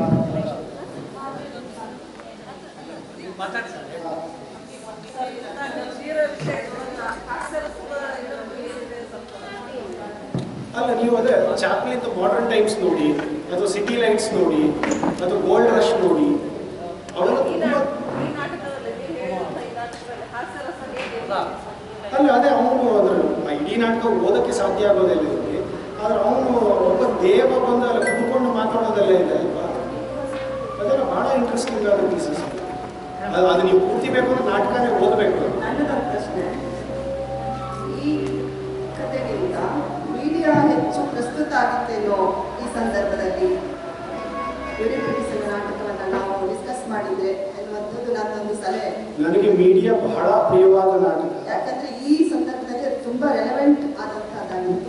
ಮೀಡಿಯಾ ನನಗೆ ಬಹಳ ಪ್ರಿಯವಾದ ನಾಟಕ. ನಾನೇ ಅನುವಾದ ಮಾಡಿದ್ದೀನಿ, ಇದೇ ಪುಸ್ತಕದಲ್ಲಿ ಅದು ಪಬ್ಲಿಷ್ ಆಗಿದೆ. ಆದರೆ ಈ ಸಂದರ್ಭದಲ್ಲಿ ನಾನು ಮೀಡಿಯಾ ಬಗ್ಗೆ ಯಾಕೆ ಮಾತಾಡಲಿಕ್ಕೆ ಆರಿಸ್ಕೊಂಡಿಲ್ಲ ಅಂತಂದ್ರೆ, ನಿಮಗೆ thematically Medea is more powerful, dramatically Alcestis is more powerful ಅಷ್ಟೇ ನಾನು ಹೇಳ್ತಾ ಇರೋದು. ಮೀಡಿಯಾ ಖಂಡಿತವಾಗಿ ಥಿಮ್ಯಾಟಿಕಲಿ ಬಹಳ ಪವರ್ಫುಲ್ ಆದ ನಾಟಕ, ಡ್ರಾಮಾಟಿಕಲಿ ಅಲ್ಲ. ಡ್ರಾಮಾಟಿಕಲಿ ಐಸಸ್ಟಿಸ್ ಹೆಚ್ಚು ಆಸಕ್ತಿ ವಹಿಸೋಲ್ಲ. ಆಬ್ವಿಯಸ್ಲಿ ಅದು ನಿಮಗೆ ಈ ಹೆಣ್ಣಿನ ಪ್ರಶ್ನೆಗಳನ್ನು ಇಟ್ಕೊಂಡು ಮೀಡಿಯಾ ಇಸ್ ಮೋರ್ ಪವರ್ಫುಲ್, ಅದು ನನಗೆ ಗೊತ್ತಿದೆ. ನಾನೇ ಅನುವಾದ ಮಾಡಿದ್ದೀನಿ ಅದನ್ನು, ಇದೇ ಪುಸ್ತಕದಲ್ಲೇ ಇದೆ. ಆದರೆ ಡ್ರಾಮಾಟಿಕಲಿ ಇಷ್ಟು ಆಸಕ್ತಿಕರ ನಾಟಕ ಖಂಡಿತ ಆಗಲಿ. ಒಂದು ಸಂದೇಹ ಇದೆ. ಅದಕ್ಕೆ ಮೊದಲು ಇದು ಅಲ್ಸಿಸ್ಟ್ ನಾಟಕ ಬಂದಿರೋದು 4ನೇ ಮತ್ತು 5ನೇ ಶತಮಾನದ ಒಂದು ಇದರಲ್ಲಿ. ಅದೇ ಛಾಪನ್ನ ನಾವು ಶೇಕ್ಸ್ಪಿಯರ್ನ ಹ್ಯಾಮ್ಲೆಟ್ ಇರ್ಬೋದು, ಒಥೆಲೋ ಇರ್ಬೋದು, ಅದನ್ನ ಗೋಸ್ಟ್ ಪಾತ್ರದಲ್ಲಿ ಅದನ್ನ ನಾವು ಕಾಣ್ಬೋದು ಅನಿಸುತ್ತೆ ನನಗೆ ತಿಳಿದಿರೋ ಮಟ್ಟಕ್ಕೆ. ಹಾಗೆ ಮುಂದೆ ಬರ್ತಾ ಗಿರೀಶ್ ಕಾರ್ನಾಡ್ ಅವರು ಕಲೆದಂಡ ನಾಟಕ ಇರ್ಬೋದು ಅಥವಾ ಯಯಾತಿ ನಾಟಕ, ಅದರ ಒಂದು ಕೆಲವೊಂದು ಅಂಶಗಳನ್ನು ತಗೊಂಡು ಇದನ್ನು ಆ್ಯಡ್ ಮಾಡಿ ಅದರ ಪ್ರಭಾವದಿಂದ ಬರ್ತಿದ್ದಾರ ಅಂತ ನನ್ನ ಒಂದು ಅನಿಸಿಕೆ. ಒಂದು ಎರಡನೇದು, ಈ ನಾಟಕದಲ್ಲೂ ಸಹ ನಾವು ಶೇಕ್ಸ್ಪಿಯರ್ ನಾಟಕಗಳನ್ನು ಓದಿದ್ರೆ ಈ ನಾಟಕದಲ್ಲೂ ಸಹ ಪುರುಷ ಪ್ರಧಾನತೆ ಮಹಿಳೆನ ಒಂದು ಅಸ್ತ್ರವಾಗಿ ಬಳಸಿದೆಯಾ ಅನ್ನೋದು ನನ್ನ ಒಂದು ಪ್ರಶ್ನೆ. ಮಹಿಳೆ ಮನುವಾದದಿಂದ ಹಳೆ ಕಾಲದಿಂದ ಯಾವುದೇ ಸಂಸ್ಕೃತಿ ಇರಲಿ, ಯಾವುದೇ ಧರ್ಮ ಇರಲಿ, ಮಹಿಳೆ ಒಂದು ಅಸ್ತ್ರನೇ. ವಿಷಕನ್ಯೆ ಇರ್ಬೋದು, ನಾಟ್ಯ ಮಾಡುವಂತಹ ಎಂತಹ ಮಹಿಳೆ ಇದ್ರೂ ಸಹ ಇಲ್ಲೂ ಸಹ ಒಂದು ಮಹಿಳೆ ಒಂದು ಅಸ್ತ್ರವಾಗಿ ಪ್ರಯೋಗ ಆಗಿದ್ದಾಳ ಅನ್ನೋದನ್ನು ನಾನು ಕೇಳಿಸ್ತೀನಿ. ನಾನು ಅದಕ್ಕೆ ಮೊದಲನೇ ನಿಮ್ದು ಯಾವುದು ಈ ಭೂತ ಪ್ರೇತದ ಹೇಳಿದ್ರಲ್ವ, ಅದು ಕೋಸ್ಟ್ಸ್ ಇದಕ್ಕೆ ನಿಮಗೆ ಬಹಳ ಇಂಟ್ರೆಸ್ಟಿಂಗ್ ಆದ ಕೋಸ್ಟ್ಸ್ ಇದ್ದಾವೆ. ಆಮೇಲೆ ಅದರಲ್ಲಿ ತುಂಬ ವೆರೈಟಿ ಕ್ರಿಯೇಟ್ ಮಾಡಿದ್ದು ಶೇಕ್ಸ್ಪಿಯರ್. ಆಮೇಲೆ ಇವರು ಈ ತಮಾಷೆ ಇದು ಅಂತ ಹೇಳ್ತಾ ಇದ್ರಲ್ಲ, ನಿಮಗೆ ಮ್ಯಾಕ್ಬೆತ್ತಲ್ಲಿ ಬರುವ ವಿಚಸ್ಗೂ ಹ್ಯಾಮ್ಲೆಟಿನ ಗೋಸ್ಟ್ಗೂ ಅರ್ಥ ಸಂಬಂಧ ಇಲ್ಲ. ಇವರು ಒಳ್ಳೆ ಹರಟೆ ಹೊಡ್ಕೊಂಡು ಆ 3 ವಿಚಸ್ ಇದಾವಲ್ಲ, ಏನೊಂದು ಸಂತೋಷವಾಗಿರ್ತವೆ ಅಂದರೆ ನಮ್ಮನ್ನು ಓದಿದ್ರೆ ಒಂಥರ ಒಂದು ಲಹರಿಯಲ್ಲಿ ಇರುವ ಏನೋ ವಿಚಸ್ ಅವು. ಹ್ಯಾಮ್ಲೆಟಿನ ಗೋಸ್ಟ್ ತುಂಬ ಬಹಳ ಗಂಭೀರವಾದ, ಅದು ಒಂದು ಟ್ರಾಜಿಡಿಯ ಗೋಸ್ಟ್. ಆದರೆ ಟ್ರಾಜಿಡಿ ಕಾಮಿಡಿಯನ್ನು ನಾನು ತುಂಬ ಬೇರೆ ಅರ್ಥದಲ್ಲಿ ಬಳಸ್ತಾ ಇದ್ದೀನಿ, ಅರಿಸ್ಟಾಟಲ್ ಬಳಸಿದ ಅರ್ಥದಲ್ಲಲ್ಲ. ಇದು ತುಂಬ ಲಘುವಾದ ಗೋಸ್ಟ್ಸ್ ಇವು ವಿಚಸ್, ಅದು ಬಹಳ ಘನವಾದ ಗೋಸ್ಟ್. ಹಾಗಾಗಿ ಘನವಾದ ಟ್ರಾಜಿಡಿ ಮಾಡ್ತಾರೆ. ಹೌದು ಹೌದು ಹೌದು, ಆಯಿತಾ. ಅದು ಒಂದು. ಆಮೇಲೆ ನೀವು, ನಾನು ಕಡೆಗೂ ಯೂರಿಪಿಡಿಸ್ನ ಅಡ್ವೊಕೇಟ್ ಅಲ್ಲ. ಯೂರಿಪಿಡಿಸ್ ಅವನು ಒಳ್ಳೆಯವನು ಕೆಟ್ಟವನು ಹೆಂಗಸರ ಪರವಾಗಿ ಮಾತಾಡಿದ್ವಿ ಈ ಥರದ್ದಲ್ಲ. ಈ ರೀತಿಯ ಕ್ಲಾಸಿಕ್ಸಿಗೆ ನೀವು ಯಾವ ರೀತಿ ಬೇಕಾದರೂ ಇಂಟರ್ಪ್ರಿಟ್ ಮಾಡುವ ಒಂದು ಪಾಸಿಬಿಲಿಟಿ ಇರುತ್ತೆ. ಇದರಲ್ಲಿ ಏನು ಅಂತಂದರೆ ಯೂರಿಪಿಡಿಸ್ನ ಬಹಳ ಸುಲಭವಾಗಿ ಸ್ತ್ರೀ ವಿರೋಧಿ ಅಂತ ಈಗ ನಾವು ಹೇಳೋದೇನು, ಯೂರಿಪಿಡಿಸ್ ಕಾಲದಲ್ಲೇ ಹೇಳಿದರು. ಅವನ ಈ ಇದನ್ನೆಲ್ಲ ಬಯೋಗ್ರಫಿಯೆಲ್ಲ ನೋಡಿ ತುಂಬ ಹರಕಾಗಿದೆ, ಅದು ಇಡೀ ಬಯೋಗ್ರಫಿ ಸಿಗೋದಿಲ್ಲ. ಅವನ ಕಡೆಗೆ ಈ ನಾಯಿಗಳೆಲ್ಲ ಬಂದು ಕಚ್ಚಿ ಹರ್ಕೊಂಡು ತಿಂದು ಅಂತ ಈ ಥರದ್ದೆಲ್ಲ ಏನೇನೋ ಕಥೆ ಎಲ್ಲ ಬರುತ್ತೆ. ಅವನು ಸ್ತ್ರೀ ವಿರೋಧಿಯಾಗಿದ್ದ ಇದೆಲ್ಲ ಬರುತ್ತೆ. ಅದು ನಮಗೆ ಅತ್ಯಂತ ಸುಲಭವಾದ ಮಾರ್ಗ. ಅವನೊಬ್ಬ ಸ್ತ್ರೀ ದ್ವೇಷಿ, ಸ್ತ್ರೀ ವಿರೋಧಿ ಅಂತ ಕ್ಯಾಟಗರೈಸ್ ಮಾಡೋದು. ಆದರೆ ಇಲ್ಲ, ನಾನು ಇದೊಂದೇ ನಾಟಕದ ಬಗ್ಗೆ ಮಾತಾಡ್ತಾ ಇದ್ದೀನಿ. ಆದರೆ ಅದನ್ನು ಒಂದು ಸ್ವಲ್ಪ ಹೊತ್ತು ಬದಿಗಿಟ್ಟು ನಾನು ಅವನನ್ನು ಸೇವ್ ಮಾಡೋಕ್ಕೆ ಪ್ರಯತ್ನ ಮಾಡ್ತಾ ಇಲ್ಲ. ಯೂರಿಪಿಡಿಸ್ ಬಹಳ ಘನವಾದ ನಾಟಕಕಾರ ಅಂತ ಆರ್ಗ್ಯೂ ಮಾಡ್ತಾ ಇಲ್ಲ. ಆದರೆ ಈ ಆರ್ಗ್ಯುಮೆಂಟಿನ ಒಂದು ಸ್ವಲ್ಪ ಹೊತ್ತು ಬದಿಗಿಟ್ಟು ಮತ್ತೆ ಬೇಕಾದ್ರೆ ವಾಪಸ್ ಅದಕ್ಕೆ ಬರೋಣ. ಅದನ್ನ ಬದಿಗಿಟ್ಟು ಅವನು ಬೇರೆ ಯಾವ ರೀತಿಯ ಕುಸುರಿ ಕೆಲಸಗಳನ್ನು ಮಾಡ್ತಾ ಇದ್ದಾನೆ, ಈ ಹೆಣ್ಣಿನ ಅಸ್ತಿತ್ವದ ಪ್ರಶ್ನೆಯಲ್ಲೇ ಅವನು ಯಾವ ರೀತಿ ಕುಸುರಿ ಕೆಲಸ ಮಾಡ್ತಾ ಇದ್ದಾನೆ ಅಂತ ನೀವು ಟೆಕ್ಸ್ಟನ್ನು ಓದಿದರೆ ತುಂಬ ರಿಚ್ ಆಗಿದೆ ಆ ಟೆಕ್ಸ್ಟ್. ಹಾಗಂತ ನಾನು ಕೊನೆಗೂ ಅವನು ಸ್ತ್ರೀ ವಿರೋಧಿ ಹೌದು ಸ್ತ್ರೀ ವಿರೋಧಿ ಅಲ್ಲ ಈ ರೀತಿಯದ್ದು ಹೇಳ್ತಾ ಇದ್ದೆ. ಪಾಸಿಬಿಲಿಟಿ ಎರಡೂ ಇದೆ. ಅದನ್ನೇ ಹೇಳ್ತಾ ಇರೋದು, ಅದು ಅಸ್ತ್ರವಾಗಿ ಪ್ರಯೋಗ ಮಾಡಿದ್ದಾನೆ ಅಥವಾ ಮಾಡಿಲ್ಲ ಅನ್ನೋದು ಡಿಪೆಂಡ್ಸ್ ಆನ್ ಯುವರ್ ರೀಡಿಂಗ್. ಒಂದು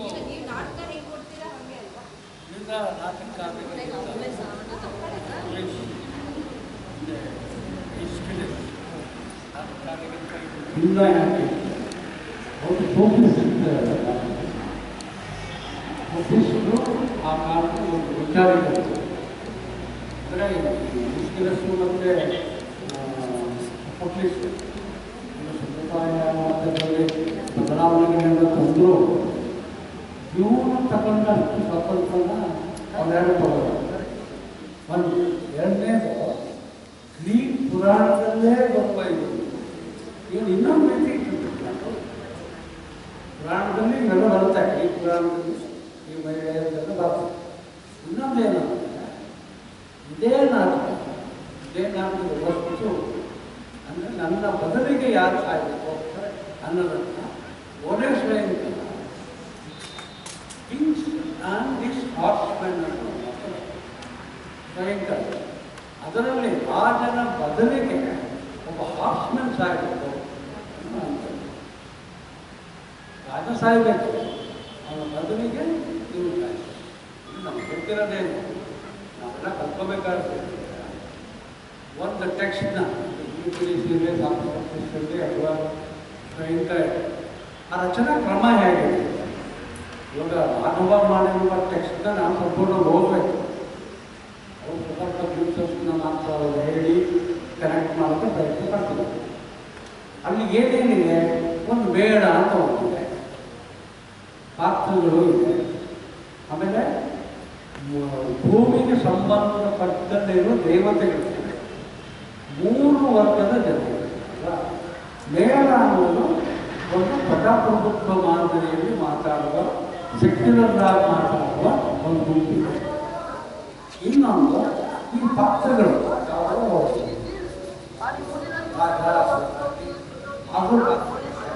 ಅದೊಂದು ಕಾನ್ಫ್ಲಿಕ್ಟ್ ಏನು ಅಂದರೆ ಸಾವನ್ನು ಯಾರು ಹೇಳ್ಕೋಬೇಕು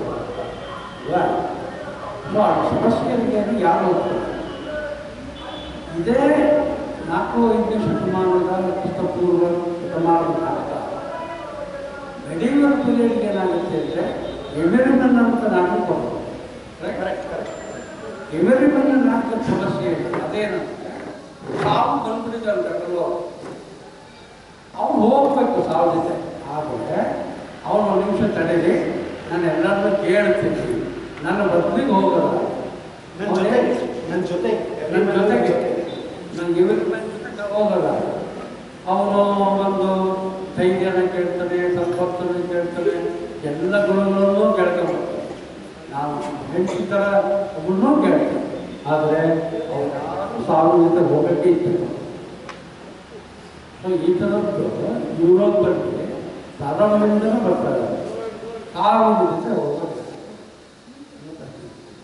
ಇಲ್ಲಿ ಮಾಧವ ಮಾಡ್ತಾರೆ ಪ್ರಶ್ನೆ ಅಂತಂದರೆ ಸ್ತ್ರೀಯನ್ನು ಹೇಗಿಟ್ಟು ನಾವು ನೋಡ್ಬೋದು. ಇನ್ನು ಅದನ್ನು ನಾವು ನೆಕ್ಸ್ಟಿನ ಅಲ್ಲ, ಆಮೇಲೆ ಇನ್ನೊಂದು ಸರಳವಾಗಿ ಒಂದೇ ಮಾತಲ್ಲಿ ನೀವು ಇದು ಉತ್ತರ ಹೇಳಬೇಕಂದ್ರೆ, ನೀವು ಈಗ ಅಲಿಸಿಸ್ಟಿಸ್ ಅನ್ನೋದನ್ನ ಆಗ್ಮಿತೋಸ್ ಹೆಂಗೆ ಬಳಸ್ಕೊಂಡ ಅಂತ ಕೇಳ್ತಾ ಇರೋದು, ಯೂರಿಪಿಡಿಸ್ ಹೆಂಗೆ ಬಳಸ್ಕೊಂಡ ಅಂತ ಹೇಳಿದ್ರೆ ಅದು ಭಾಳ ಬೇರೆ ಬೇರೆ ಪ್ರಶ್ನೆಗಳದು. Correct correct. ಯಾಕಂದ್ರೆ ಅದು ನೀವು ಮೀಡಿಯಾ ಓದಿ ತುಂಬ ಬೇರೆ ಥರದಲ್ಲಿ ಕೇಳ್ತಾರೆ ಯೂರಿಪಿಡಿಸು. ಅಲ್ಲ, ಮಾತುವ ಹೇಳ್ಬೇಕಾದ್ರೆ ಒಂದು ಕಡೆಯಲ್ಲಿ ಆ ಪಾತ್ರ ಒಂದು ಸಂದಿಗ್ಧವಾಗಿ ನಿಲ್ಲುತ್ತೆ ಅಲ್ವಾ. ಒಂದು ವಚನ ಇದೆ, ಎರೆಯಂತ ಜರಿದು ಮರಳಂತೆ ಜರಿದು ಎರೆಯಂತೆ ಗದಗದಗಿ ಆನು ಬೆಳೆದ ಆಪತ್ತಿಗೆ ಆದವನ ಯಾರೂ ಸರಿಯ ನಾಡನೂ ಆ ಮುಂದಕ್ಕೆ ಯಾರು ಅರಸಿ ಕೂಡದ ಸುಖವ ಒಂಟಿಯಾಗಿ ನಿಂತ್ಕೊತಾರೆ. ನನಗೆ ಹೆಂಗೆ ಕನೆಕ್ಷನ್ ಬರುತ್ತೆ, ನಾನು ಯೋಚನೆ ಮಾಡ್ತಿರೋದು ಅವ್ರು ಮಾತಾಡ್ತಿರ್ಬೇಕಾದ್ರೆ ಅವಳು ಭಾಳ ಸಂದಿಗ್ಧವಾಗಿ ನಿಂತ್ಕೊಳ್ತಾಳಲ್ಲ, ಯಾರು ಬರೋದೇ ಇಲ್ಲ ಅಲ್ವಾ. ಹೀಗಾಗಿ ನಾವು ಯಾವುದನ್ನು ಎಂಡ್ ಅನ್ಕೋತೀವಿ, ಅದು ಎಂದಾಗಿರೋಕ್ಕಾಗ್ತದೆ. ಅದು ಒಂದು ಸಂದಿಗ್ಧದ್ದು ಮುಗಿಯುತ್ತೆ, ಇತಿಹಾಸನೂ ಶುರುವಾಗುತ್ತೆ. ನಾನು ಮತ್ತಿದ್ದಕ್ಕೆ ತೊಂದರೆ ಈಗ ಮಾಧವ ಅವರು ಮಾತಾಡಿದ್ದನ್ನೆಲ್ಲ ಕೇಳಿದ್ದೀರಿ ನೀವು. ಈ ರೂಪಾಂತರದ ನಾಟಕಗಳನ್ನು, ಬೇರೆ ದೇಶ, ಭಾಷೆ, ಸಂಸ್ಕೃತಿಯ ನಾಟಕಗಳನ್ನು ಕುರಿತು ನೀವು ಏಕವ್ಯಕ್ತಿ ಪಾತ್ರಗಳ ಒಂದು ನಾಟಕಗಳನ್ನು ರಚಿಸೋದಾದರೆ ಆ ರೀತಿ ಯೋಚನೆ ಮಾಡಿದ್ವಿ. ಅಲ್ಲಿ ಉಂಟಾಗುವ ತೊಡಕುಗಳೇನು, ಸಂಸ್ಕೃತಿ ಬೇರೆ ಆಗಿದೆ, ಭಾಷೆ ಬೇರೆ ಆಗಿದೆ, ಕಾಲಘಟ್ಟಗಳು ಬೇರೆ ಆಗಿದೆ. ಗ್ರೀಕೆಲ್ಲ 4 ಕ್ರಿಸ್ತಪೂರ್ವ ಕೊಟ್ಟೋಗುತ್ತಾರೆ, 4-5 ಶತಮಾನಕ್ಕೂ.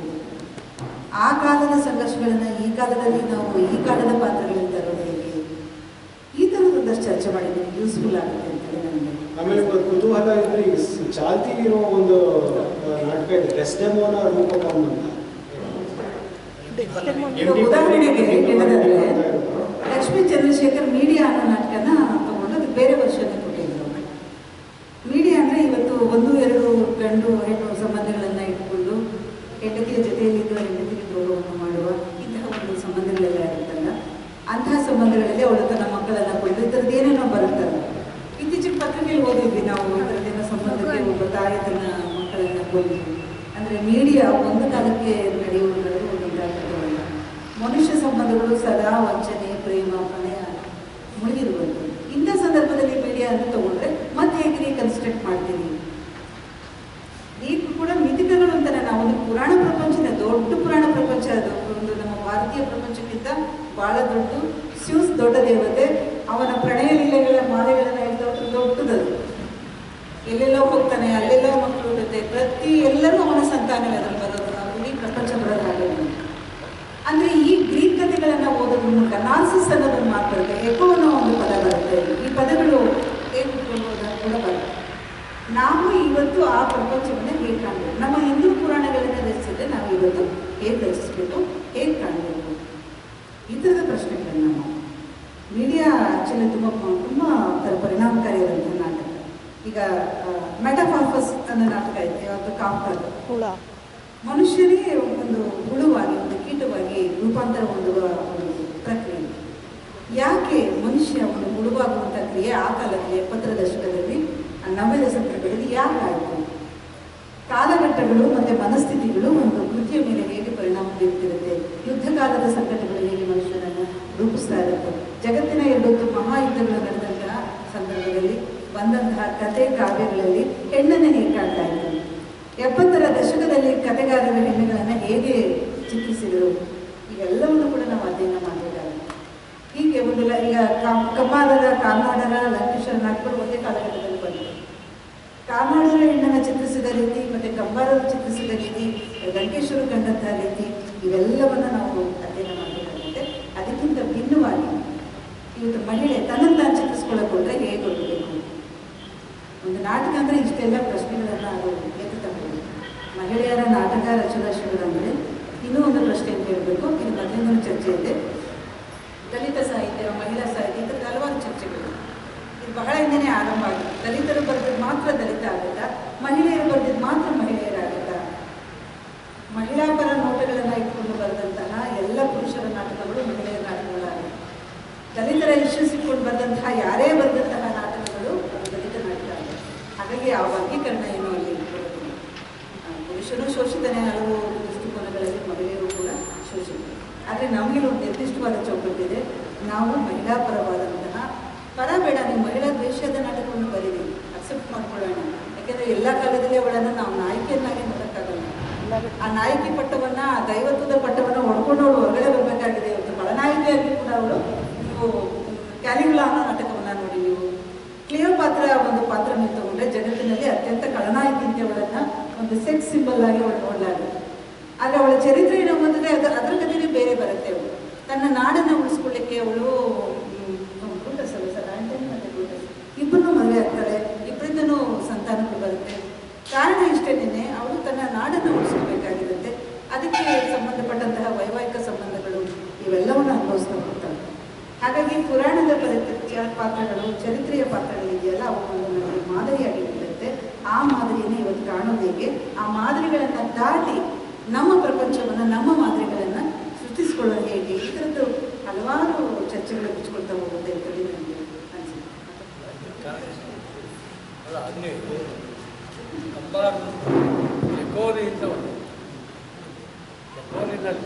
ಸರ್, ಒಂದು ಪ್ರಶ್ನೆ ಅನುವಾದ ಸಾಹಿತ್ಯಕ್ಕೆ ಸಂಬಂಧಪಟ್ಟಂತೆ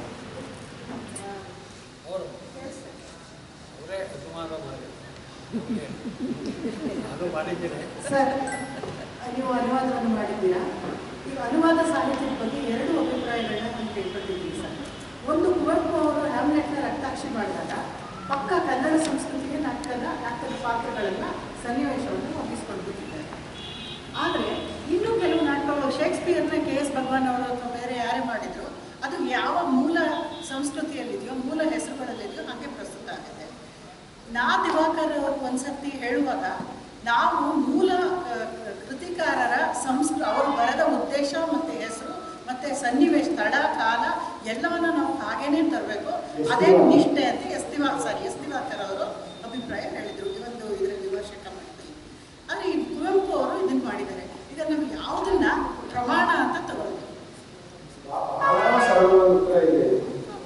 ಅನುವಾದ ಮಾಡೋದು ಹೇಗೆ ಅಂತಂದ್ರೆ, ಉಪ್ಪಿಟ್ಟು ಹೆಂಗೆ ಮಾಡ್ತೀವೋ ನೀವು 15 ಜನಕ್ಕೆ ಉಪ್ಪಿಟ್ಟು ಮಾಡೋದು ಹೆಂಗೆ ಕೇಳಿದ್ರೆ 15 ಬೇರೆ ಬೇರೆ ರೆಸಿಪಿ ಹೇಳ್ತಾರೆ. ನನಗೆ ನಮ್ಮ ಮನೇಲಿ ಮಾಡಿದ್ದು ಇಷ್ಟ, ನಿಮಗೆ ನಿಮ್ಮ ಮನೇಲಿ ಮಾಡಿದ್ದು ಇಷ್ಟ. ಕೆಲವರು ಬೆಳ್ಳುಳ್ಳಿ ಹಾಕ್ತಾರೆ, ಕೆಲವರು ಬೆಳ್ಳುಳ್ಳಿ ಹಾಕೋದಿಲ್ಲ, ಕೆಲವರು ಕರಿಬೇವು ಹಾಕ್ತಾರೆ, ಕೆಲವರು ಕರಿಬೇವು ಹಾಕೋದಿಲ್ಲ, ಕೆಲವರು ತರಕಾರಿ ಹಾಕ್ತಾರೆ, ಕೆಲವರು ತರಕಾರಿ ಹಾಕೋದಿಲ್ಲ. ನಾಟಕ ಬರೀಲಿಕ್ಕೆ, ಅನುವಾದ ಮಾಡಲಿಕ್ಕೆ ಯಾವುದಕ್ಕೂ ಇದೇ ರಾಜಮಾರ್ಗ ಅಂತ ಇಲ್ಲ.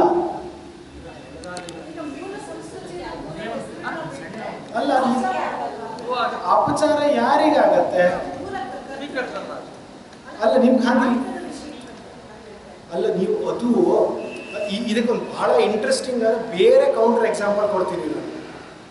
ಇದು ಯಾವಾಗ ಶುರುವಾಯಿತು? ನಮಗೆ ಮೂಲಕ್ಕೆ ಬಹಳ ನಿಷ್ಠವಾಗಿರಬೇಕು ಅನ್ನೋ ಆರ್ಗ್ಯುಮೆಂಟ್ ತುಂಬ ದೊಡ್ಡ ಪ್ರಮಾಣದಲ್ಲಿ ಶುರುವಾಗಿದೆ ಯಾವಾಗ ಅಂತಂದರೆ, ಈ ಯುಜಿನ್ ನೀಡಾ ಇವರೆಲ್ಲ ಬಹಳ ದೊಡ್ಡದಾಗಿ ಚರ್ಚೆ ಮಾಡ್ತಾರೆ. ಬೈಬಲ್ ಟ್ರಾನ್ಸ್ಲೇಷನಲ್ಲಿ ಈ ಪ್ರಶ್ನೆ ಬರುತ್ತೆ, ನೀವು ಮೂಲಕ್ಕೆ ನಿಷ್ಠವಾಗಿ, ಅದು ಹೇಳಿ ಕೇಳಿ ಮನುಷ್ಯರು ಬರೆದಿದ್ದು ಅಲ್ಲ, ಅದು ದೇವವಾಣಿ ಅಲ್ವಾ, ನೀವು ಹೆಂಗೆ ಅದು ಚೇಂಜ್ ಮಾಡೋಕ್ಕಿಲ್ಲ ಅಂತ. ಆದರೆ ಬೈಬಲ್ ಟ್ರಾನ್ಸ್ಲೇಟ್ ಮಾಡುವ ತುಂಬ ಜನ ಟ್ರಾನ್ಸ್ಲೇಟರ್ಸಿಗೆ ಅದು ತೊಡಕೆ ಏನು ಅಂತಂದರೆ, ನೀವು ಮೂಲಕ್ಕೆ ನಿಷ್ಠರಾಗಿರ್ತೀರಿ ಅಂತ ನಾನು ಓದ್ತಾ ಇರೋ ಜನರಿಗೆ ಅದು ಅರ್ಥ ಆಗೋದಿಲ್ಲಲ್ಲಪ್ಪ. ಅದನ್ನವ್ರು ಬಳಸ್ತಾ ಇದ್ದಿದ್ದು ಧರ್ಮ ಪ್ರಚಾರಕ್ಕೆ. ನಾನು ಜೀಸಸ್ಸಿಗೆ ನಿಷ್ಠ ಆಗಿರಬೇಕು ಅಥವಾ ಕ್ರಿಶ್ಚಿಯಾನಿಟಿನ ಸ್ಪ್ರೆಡ್ ಮಾಡಬೇಕು? ಆಯ್ತಾ, ಈ ಥರದ ಪ್ರಶ್ನೆ. ನಾಟಕಗಳನ್ನ ಬಿಡಿ, ನಾಟಕದಿಂದ ನಿಮ್ಗೆ ಏನೂ ದೊಡ್ಡ ಸಮಸ್ಯೆ ಆಗೋದಿಲ್ಲ. ಬೈಬಲ್ಲು, ಕುರಾನ್, ಭಗವದ್ಗೀತೆ ಚೂರು ಹೆಚ್ಚು ಕಮ್ಮಿ ಆದರೆ ಜೀವಗಳು ಬಿದ್ದುಬಿಡ್ತವೆ. ಬೈಬಲನ್ನೇ ಟ್ರಾನ್ಸ್ಲೇಟ್ ಚೂರು ಹೆಚ್ಚು ಕಮ್ಮಿ ಮಾಡಿದೆ ಅಂತ ಹೇಳಿ ಇಂಗ್ಲೆಂಡಲ್ಲೇ ಕೊಲೆಗಳಲ್ಲ ಶಿರಚ್ಛೇದಗಳಾಗಿವೆ, ಅಂದರೆ ರಾಜಾಜ್ಞೆಯಿಂದ ಶಿರಚ್ಛೇದಗಳಾಗಿವೆ. ಅಂಥದ್ರಲ್ಲೂ ಯುಜಿನ್ ನೀಡಾ ಏನು ಹೇಳ್ತಾನೆ ಅಂತಂದರೆ, ಇಲ್ಲಪ್ಪ ಅದು ಹಾಗೆಲ್ಲ ಮಾಡೋಕ್ಕೆ ಕಷ್ಟ, ಅದು ನೀವು ಓದೋರಿಗೆ ಹೆಂಗೆ ಅರ್ಥ ಆಗುತ್ತೆ ಒಂಚೂರು ಬದಲಾದ್ರೂ ಒಟ್ಟಿಲ್ಲ, ಬದಲಿಸಿ ಮಾಡಿ ಅಂತ ಹೇಳ್ತಾ ಇದ್ರು. ಈ ಮೂಲ ನಿಷ್ಠೆ ಅನ್ನೋ ಒಂದು ಭೂತ, ಅದು ಅದರಿಂದ ಕಳ್ಸ್ಕೊಳ್ಳೋದಕ್ಕೆ ನಾವು ಅನುವಾದ ಮಾಡೋಕ್ಕೆ ಆಗೋದಿಲ್ಲ. ಅವು ಏನು ಬೇಕಾದರೂ ಮಾಡಿ ಅಂತಲ್ಲ ನಾನು ಹೇಳ್ತಾ ಇರೋದು. ಅಂದರೆ ನೀವು ಮೂಲ ನಿಷ್ಠೆ ಅನ್ನೋದಿಲ್ಲ, ಪದನಿಷ್ಠೆ ಅನ್ನೋದಿದೆ, ಕಾವ್ಯನಿಷ್ಠೆ ಅನ್ನೋದಿದೆ. ನೀವು ಮೂಲ ನಿಷ್ಠೆ ಅನ್ನೋದಿಲ್ಲ, ಪದಕ್ಕೆ ಪದ ಇಡ್ತೀರಿ ಅಂತಂದ್ರೆ ಕಾವ್ಯ ಸಾಯತ್ತೆ, ನೀವೇನು ಮಾಡ್ತೀರಿ?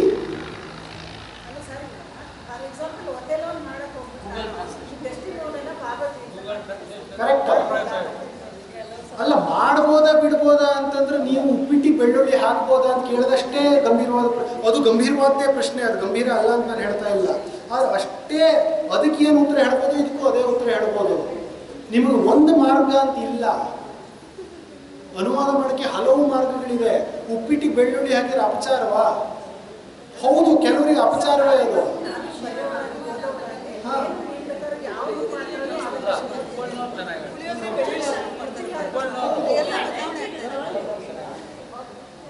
ಆದರೆ ಇಲ್ಲ, ನನಗೆ ಬಹಳ ಗಂಭೀರವಾಗಿ ಉತ್ತರ ಹೇಳಬೇಕು ಅಂತಂದರೆ, ನಿಮಗೆ ರೂಪಾಂತರ ಅನ್ನುವ ಒಂದು ಮಾರ್ಗ ಇದೆ ಅಂತ ಬಹಳ ಜನ ಹೇಳ್ತಾರೆ, ಅನುವಾದ ಅನ್ನೋ ಮಾರ್ಗ ಇದೆ ಅಂತ ಹೇಳ್ತಾರೆ, ಭಾವಾಂತರ ಅನ್ನೋ ಮಾರ್ಗ ಇದೆ ಅಂತ ಹೇಳ್ತಾರೆ.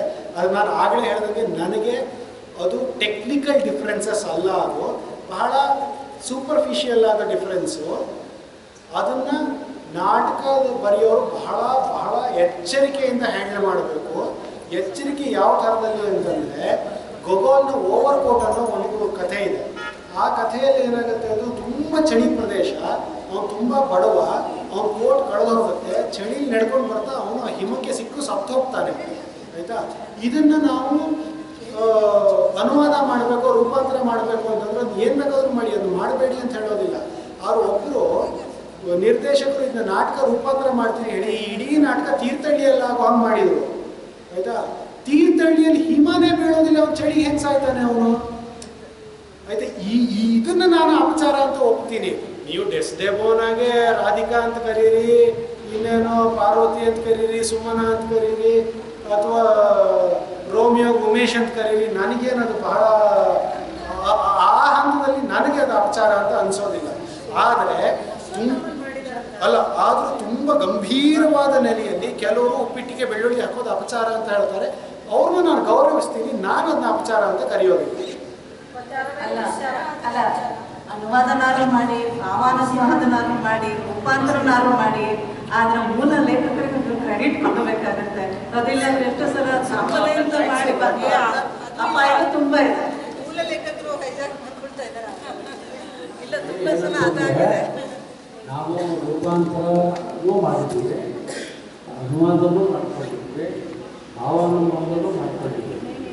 ಇವರು ಕುವೆಂಪು ಅವರ ಪುರಾಣ ಕುರುಕ್ಷೇತ್ರ ನಾಟಕನ ಶ್ರೀರುದ್ರವರು ಒಂದು ರೀತಿಯ ನಡುಗನ್ನ ನಮ್ಮ ಕನ್ನಡಕ್ಕೆ ಒಂದು ಮಾಡೋದು.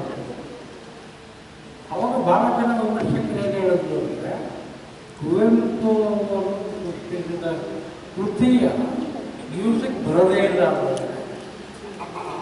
ಒಂದು ಎರಡನೇದು ನಾವು ಅನುವಾದ ನಾಟಕವನ್ನು ಮಾಡೋದ್ರಿಂದ ಅಲ್ಲಿರುವ ಹೆಸರುಗಳು ನಿಮಗೆ ಓದಕ್ಕೆ ತೊಡಕೆ ಅಲ್ಲಿಯ ಆವರಣ ಏನು ತೊಡಕಲ್ಲ. ಆ ಮುಖಾಂತರ ನೀವು ಭಾಷಿಸುವ ಜಾಗವನ್ನು ಕೂಡ ನೀವು ಗುರುತಿಸ್ಕೋಬೋದು. ಕನ್ನಡದ ಒಳಗಡೆ ಗುರುತಿಸ್ಕೋಬೋದು. ಈ ಬಟ್ ಅಲ್ಲಿ ಅಥೆನ್ಸಲ್ಲಿ ನಡೆಯೋದು ಇಲ್ಲೂ ನಡೆದಂಗೆ ಆಗ್ತದೆ. ಸೊ ಸುಬ್ಬಣ್ಣ ಹೇಳೋದಂತಂದರೆ ಅನುವಾದಗಳು ಕೆಲವು ಅನುವಾದನೇ ಮಾಡಬೇಕಾಗುತ್ತೆ. ಅಲ್ಲಿಯ ರಾಜಕಾರಣ, ಅಲ್ಲಿಯ ವಾತಾವರಣ, ಅಲ್ಲಿಯ ರಂಗಸಂಸ್ಕೃತಿಯನ್ನು ನಾವು ಅದಕ್ಕೆ ನೋಡ್ಬೋದು. ನಮ್ಮ ಸಂವೇದನೆಯಿಂದ ಬೆಳೆಸ್ತಾ ಇರ್ತೇವೆ ಅಂತ ಸುಬ್ಬಣ್ಣವರು ಕೂಡ ಮಾತಾಡಿದ್ದು ನೆನಪು ಬರ್ತಾ ಇದೆ. ಎಕ್ಸಾಕ್ಟ್ ಹಂಗಿಲ್ಲ ಅಲ್ಲ. ಆಮೇಲೆ ಏನಂದರೆ ನೀವು ಅನುವಾದ ಅಂತಲೂ ಕರೀರಿ, ರೂಪಾಂತರ ಅಂತಲೂ ಕರೀರಿ, ಮಾಡೋ ಕೆಲಸ ಚೆನ್ನಾಗಿ ಮಾಡಬೇಕು ಅಷ್ಟೇ. ಅದು ಆಮೇಲೆ ನೀವು ಎಸ್ ದಿವಾಕರ್ ಅವರ ಮಾತನ್ನೇ ಹೇಳೋದಾದರೆ ಅವ್ರು ಯಾವ ಎಕ್ಸ್ಟ್ರೀಮಿಗೆ ಹೋಗ್ತಾರೆ ಅಂತಂದರೆ, ನಮಗೆಲ್ಲ ಅವ್ರು ಒಂಥರ ಎಷ್ಟೋ ವರ್ಷಗಳಿಂದ ಒಂಥರ ರಾಕ್ ಸ್ಟಾರ್ಗಳಿದ್ದಂಗೆ. ಎಸ್ ದಿವಾಕರ್, ಎ ಕೆ ರಾಮಾನುಜನೆಲ್ಲ ಟ್ರಾನ್ಸ್ಲೇಷನ್ಸಲ್ಲಿ ರಾಕ್ ಸ್ಟಾರ್ಸ್ ಅವರು ಕನ್ನಡದಲ್ಲಿ ತುಂಬ ಗೌರವಿಸ್ಕೊಂಡು ನಾವು ಬೆಳೆದವರು. ಆದರೆ ಎಸ್ ದಿವಾಕರ್ ಅವ್ರ ಜೊತೆ ನಾನು ಜಗಳ ಮಾಡಿದಷ್ಟು ನಾನು ಬೇರೆ ಯಾರ ಜೊತೆನೂ ಮಾಡಲಿಲ್ಲ ಅನುವಾದದ ಕುರಿತಾಗಿ. ಯಾಕಂದರೆ ಅವ್ರು ಯಾವ ಎಕ್ಸ್ಟ್ರೀಮ್ಗೆ ಹೋಗ್ತಾರೆ ಅಂದರೆ, ಇಂಗ್ಲೀಷಲ್ಲಿ ಒಂದು ವಾಕ್ಯದಲ್ಲಿ 16 ಪದ ಇದ್ದರೆ ಕನ್ನಡದಲ್ಲೂ 16 ಪದ ಇರಬೇಕು ಅಂತ ಹೇಳ್ತಾರೆ ಅವರು. ಎಸ್ ದಿವಾಕರ್ ಹೇಳಿದ್ದು. ಆಮೇಲೆ ಇನ್ನು ಆನ್ ರೆಕಾರ್ಡ್ ಹೇಳಬಲ್ಲೆ ನಾನು, ಯಾಕಂದ್ರೆ ಅವರನ್ನು ಹಲವಾರು ಕಡೆ ಹೇಳಿದ್ದಾರೆ, ಆಯಿತಾ. ಅದು ಒಂದು ಎಕ್ಸ್ಟ್ರೀಮ್. ಅದು ನಾ ಹೇಳೋದು ಆ ಕಸುಬನ್ನು ಅವ್ರು ಚೆನ್ನಾಗಿ ಮಾಡ್ತಾರೆ, ನಾನು ಮಾಡೋಕ್ಕೋದ್ರೆ ಕೆಟ್ಟದಾಗೆ ಆಗುತ್ತೆ. ಹಾಗಾಗಿ ಅದ್ರ ಬದಲು ನಾನು ಏನು ಚೆನ್ನಾಗಿ ಮಾಡ್ಬೋದು ನಾನು ಅದು ಮಾಡ್ತೀನಿ ಅಷ್ಟೇ. ಬ್ರೇಕ್ ಮಾಡೋಣ.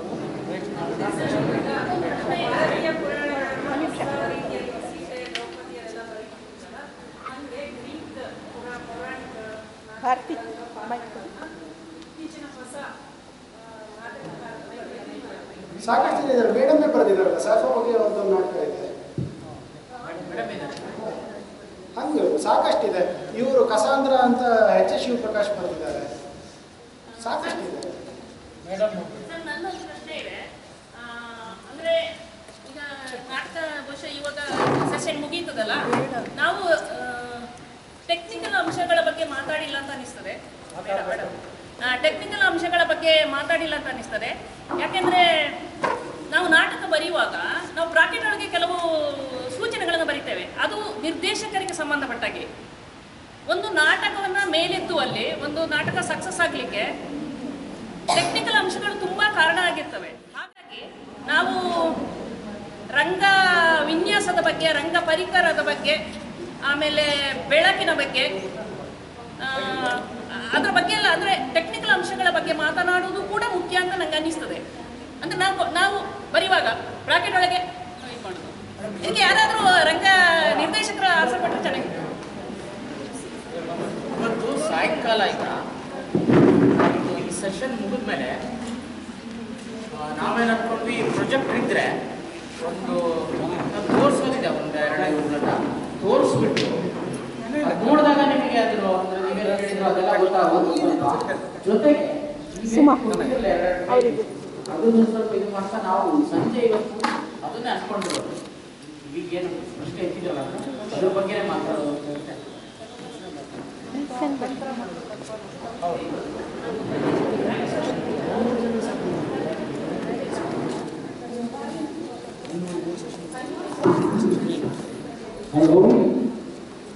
ಹಲೋ.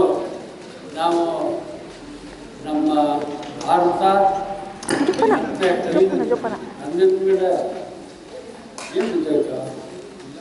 ಕ್ಯಾಮ್ರಾ ಬಿಡಿ, ಅಲ್ಲೆಲ್ಲ ನಾವು ಮೂರ್ತಿ ತೆಗಿಬೇಡಿ.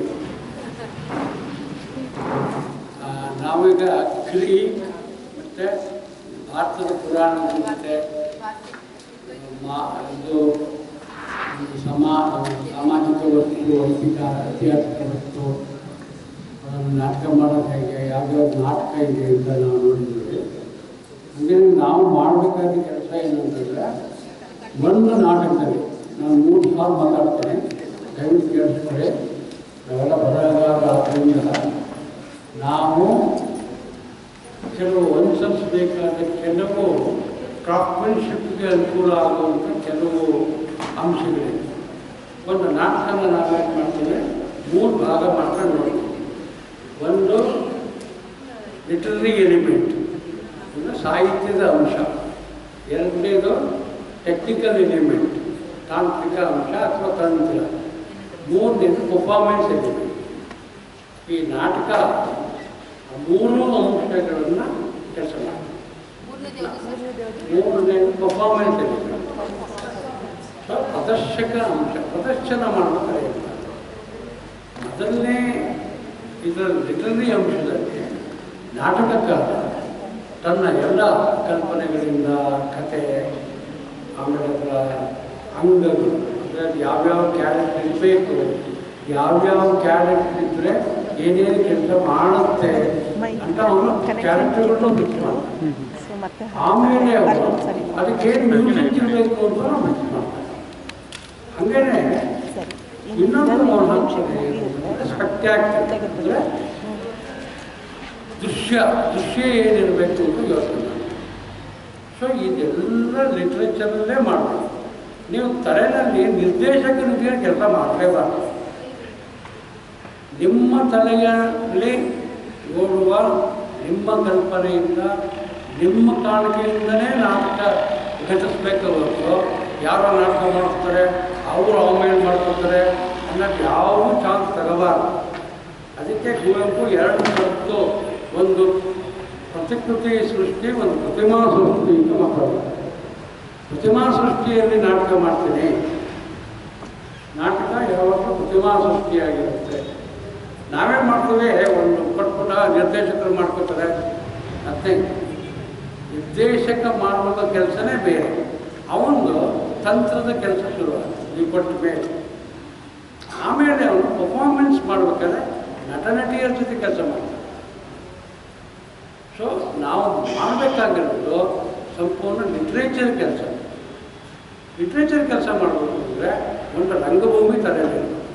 ಈಗ ಗ್ರೀಕ್ ರಂಗಭೂಮಿ ಬಗ್ಗೆ ಮಾತಾಡೋದು ನಾವು. ಗ್ರೀಕ್ ರಂಗಭೂಮಿಲೇನು ತುಂಬ ಒಂದು 20-25 ಸಾವಿರ ಜನ ಸೇರಿರ್ತಾರೆ, ತುಂಬ ಗಂಟಲಲ್ಲಿ ಮಾತಾಡ್ತಾನೆ, ಮತ್ತು ಆಡಿಯನ್ಸ್ ಎಲ್ಲ ಭಾಳ ತುಂಬ ಜನ ಇರ್ತಾರೆ. ಒಂದು ಆರ್ಕೆಸ್ಟ್ರಾ ಇರುತ್ತೆ, ಮೇಳ ತುಂಬ ಜನ, ಮೇಳದಲ್ಲಿ ಒಂದು 25 ಜನ ಇರ್ತಾರೆ. ಅದು ಮೇಳ ಅನ್ನೋದೊಂದು ಭಾಗ ಇರುತ್ತೆ. ಆಮೇಲೆ ಒಂದು ಕ್ಯಾರೆಕ್ಟರ್ಗಳಿರುತ್ತೆ. ಒಂದೇ ಸ್ಥಳದಲ್ಲಿ ಒಂದೇ ದಿವಸ, ಒಂದೇ ದಿನ, ಒಂದೇ ದಿವಸ, ಒಂದೇ ಕಾರ್ಯವನ್ನು ಕುರಿತು, ಒಂದೇ ಕ್ರಿಯೆಯನ್ನು ಕುರಿತು ಬೆಳಗ್ಗೆ ಹೇಳ್ತಾರೆ, ಕಾಲೈಕ್ಯ, ಸ್ಥಳೈಕ್ಯ, ಕ್ರಿಯೈಕ್ಯ.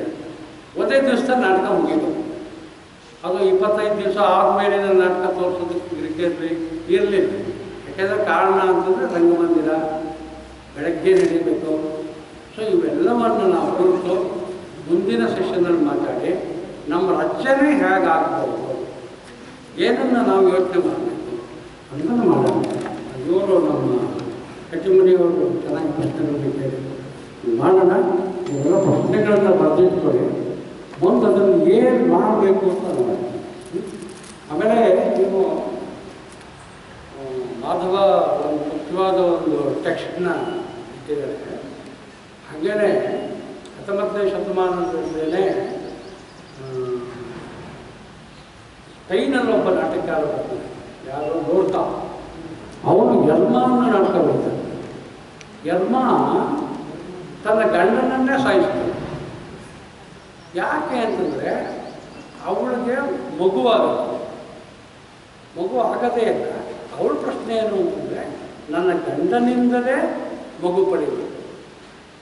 ಅದಕ್ಕೆ ಪೇಗನ್ ವುಮನ್ ಅಂತ ಬರುತ್ತೆ. ಅಂದರೆ ಇನ್ನೂ ಧರ್ಮ ಹುಟ್ಟೇ ಇರುವ, ಇನ್ನೂ ಧರ್ಮ ತನ್ನ ಕೆಲಸವನ್ನು ಮಾಡದಲೇ ಇರುವ ಸಂದರ್ಭದ ನಾಟಕ. ಆ ಯರ್ಮನ ನೀವು ಜೊತೆ ನಿಮ್ಮ ಇದನ್ನು ಸರ್ಚ್ ಮಾಡಿ, ತುಂಬ ಒಳ್ಳೆಯ ಸಿಗುತ್ತೆ. ಮಹಿಳೆ ಅವಳು ಕೊಡುವ ಕಾರಣ ಏನು, ನನ್ನ ಗಂಡನಿಂದಲೇ ಮಗು ಪಡೆಯಬೇಕು. ಹೌದು, ಬೇರೆ ಇದಕ್ಕೋಸ್ಕರ ಅವರು House of Bernarda alba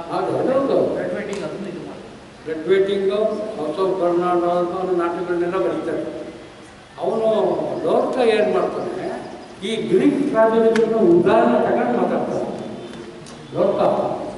Madhava ಲೋಕ ಏನು ಮಾಡ್ತಾನೆ, ಗ್ರೀಕ್ ಟ್ರಾಜಡಿಗಳ ಉದಾಹರಣೆ ತಗೊಂಡ್ತಾನೆ.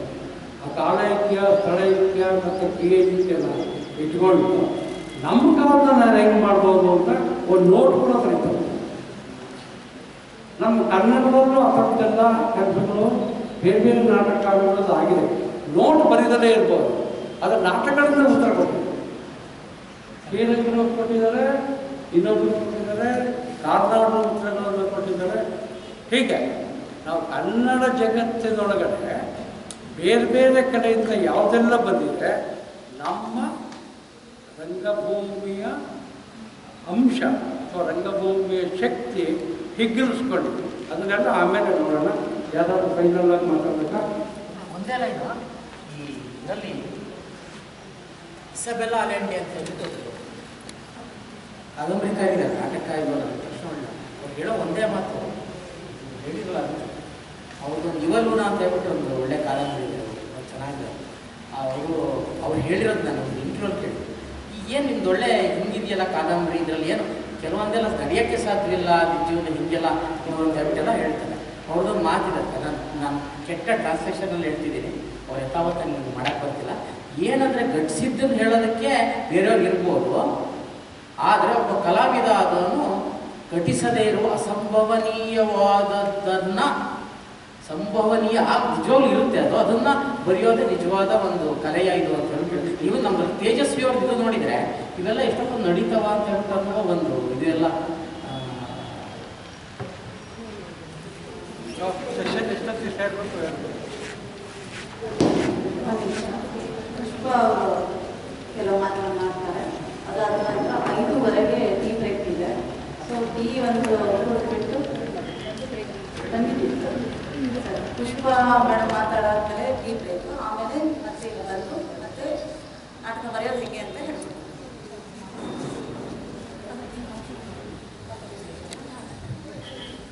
2 ನಿಮಿಷ ನಾನು ಮಾತಾಡ್ತಾ. ಸೊ ಇದುವರೆಗೆ 2 ದಿನದ ಏನು ನಮ್ಮ ಕಮ್ಮಟದ ಮಾತುಕತೆಗಳೇನಿದ್ದು ಎಲ್ಲವನ್ನು ಮುಗಿಸಿ ನಾವು ಅಂತಿಮ ಘಟ್ಟಕ್ಕೆ ಬಂದಿದೆ.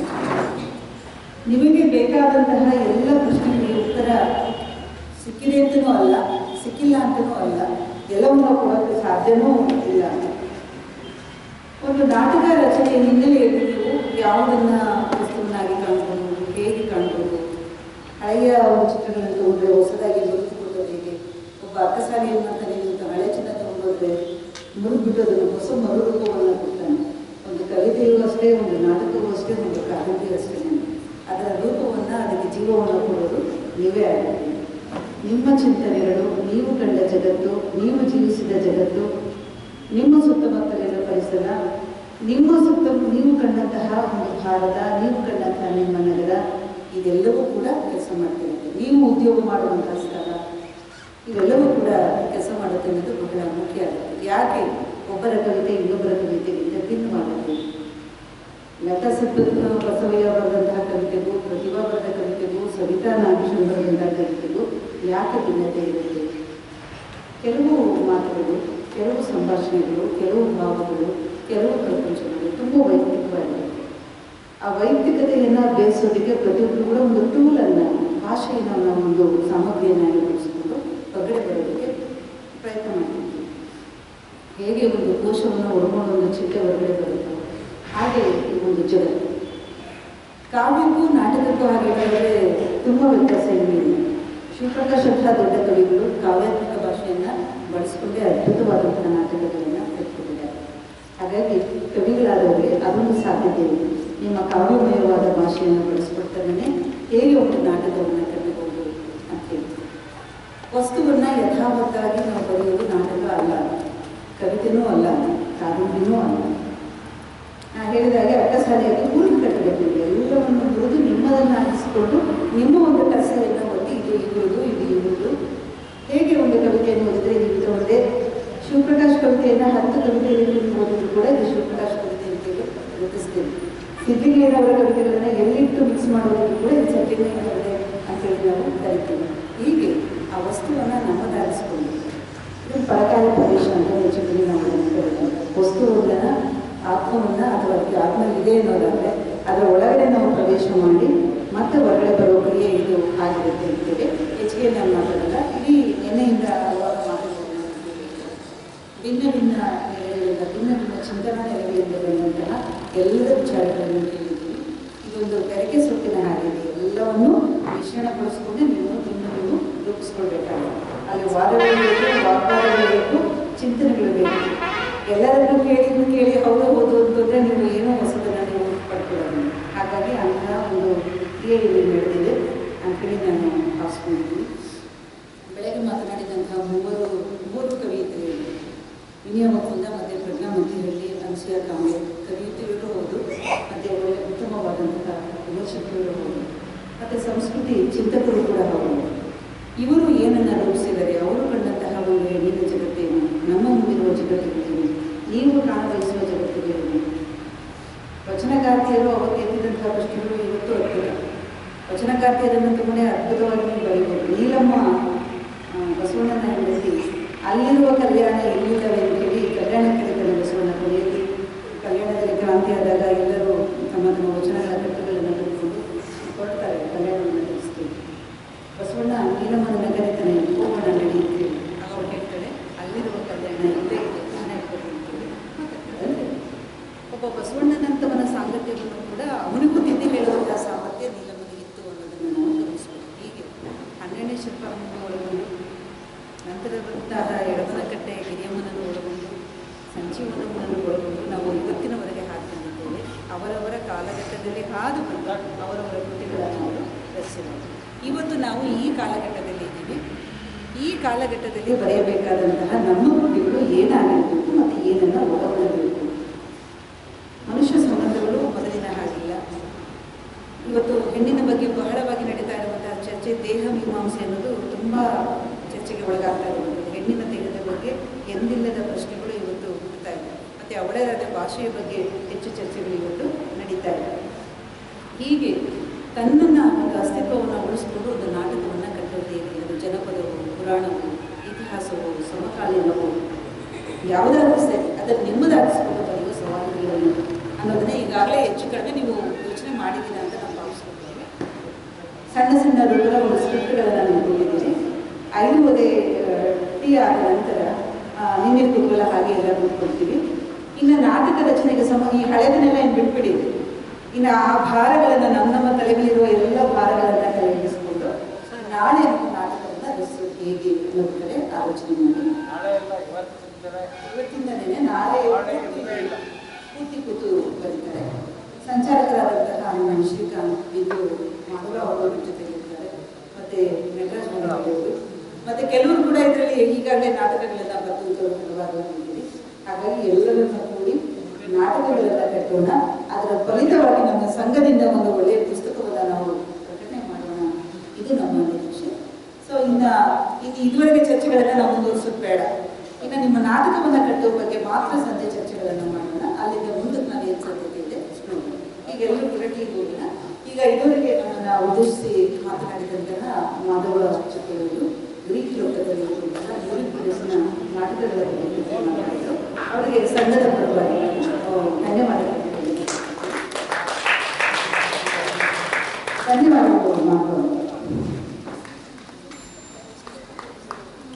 ಪುಷ್ಪ ಮೇಡಮ್ ಅವ್ರು ಹೇಳಿದ್ರು ಇದೊಂಥರ ಬೆರಕೆ ಸೊಪ್ಪಿನ ಹಾಗೆ ಅಂತ.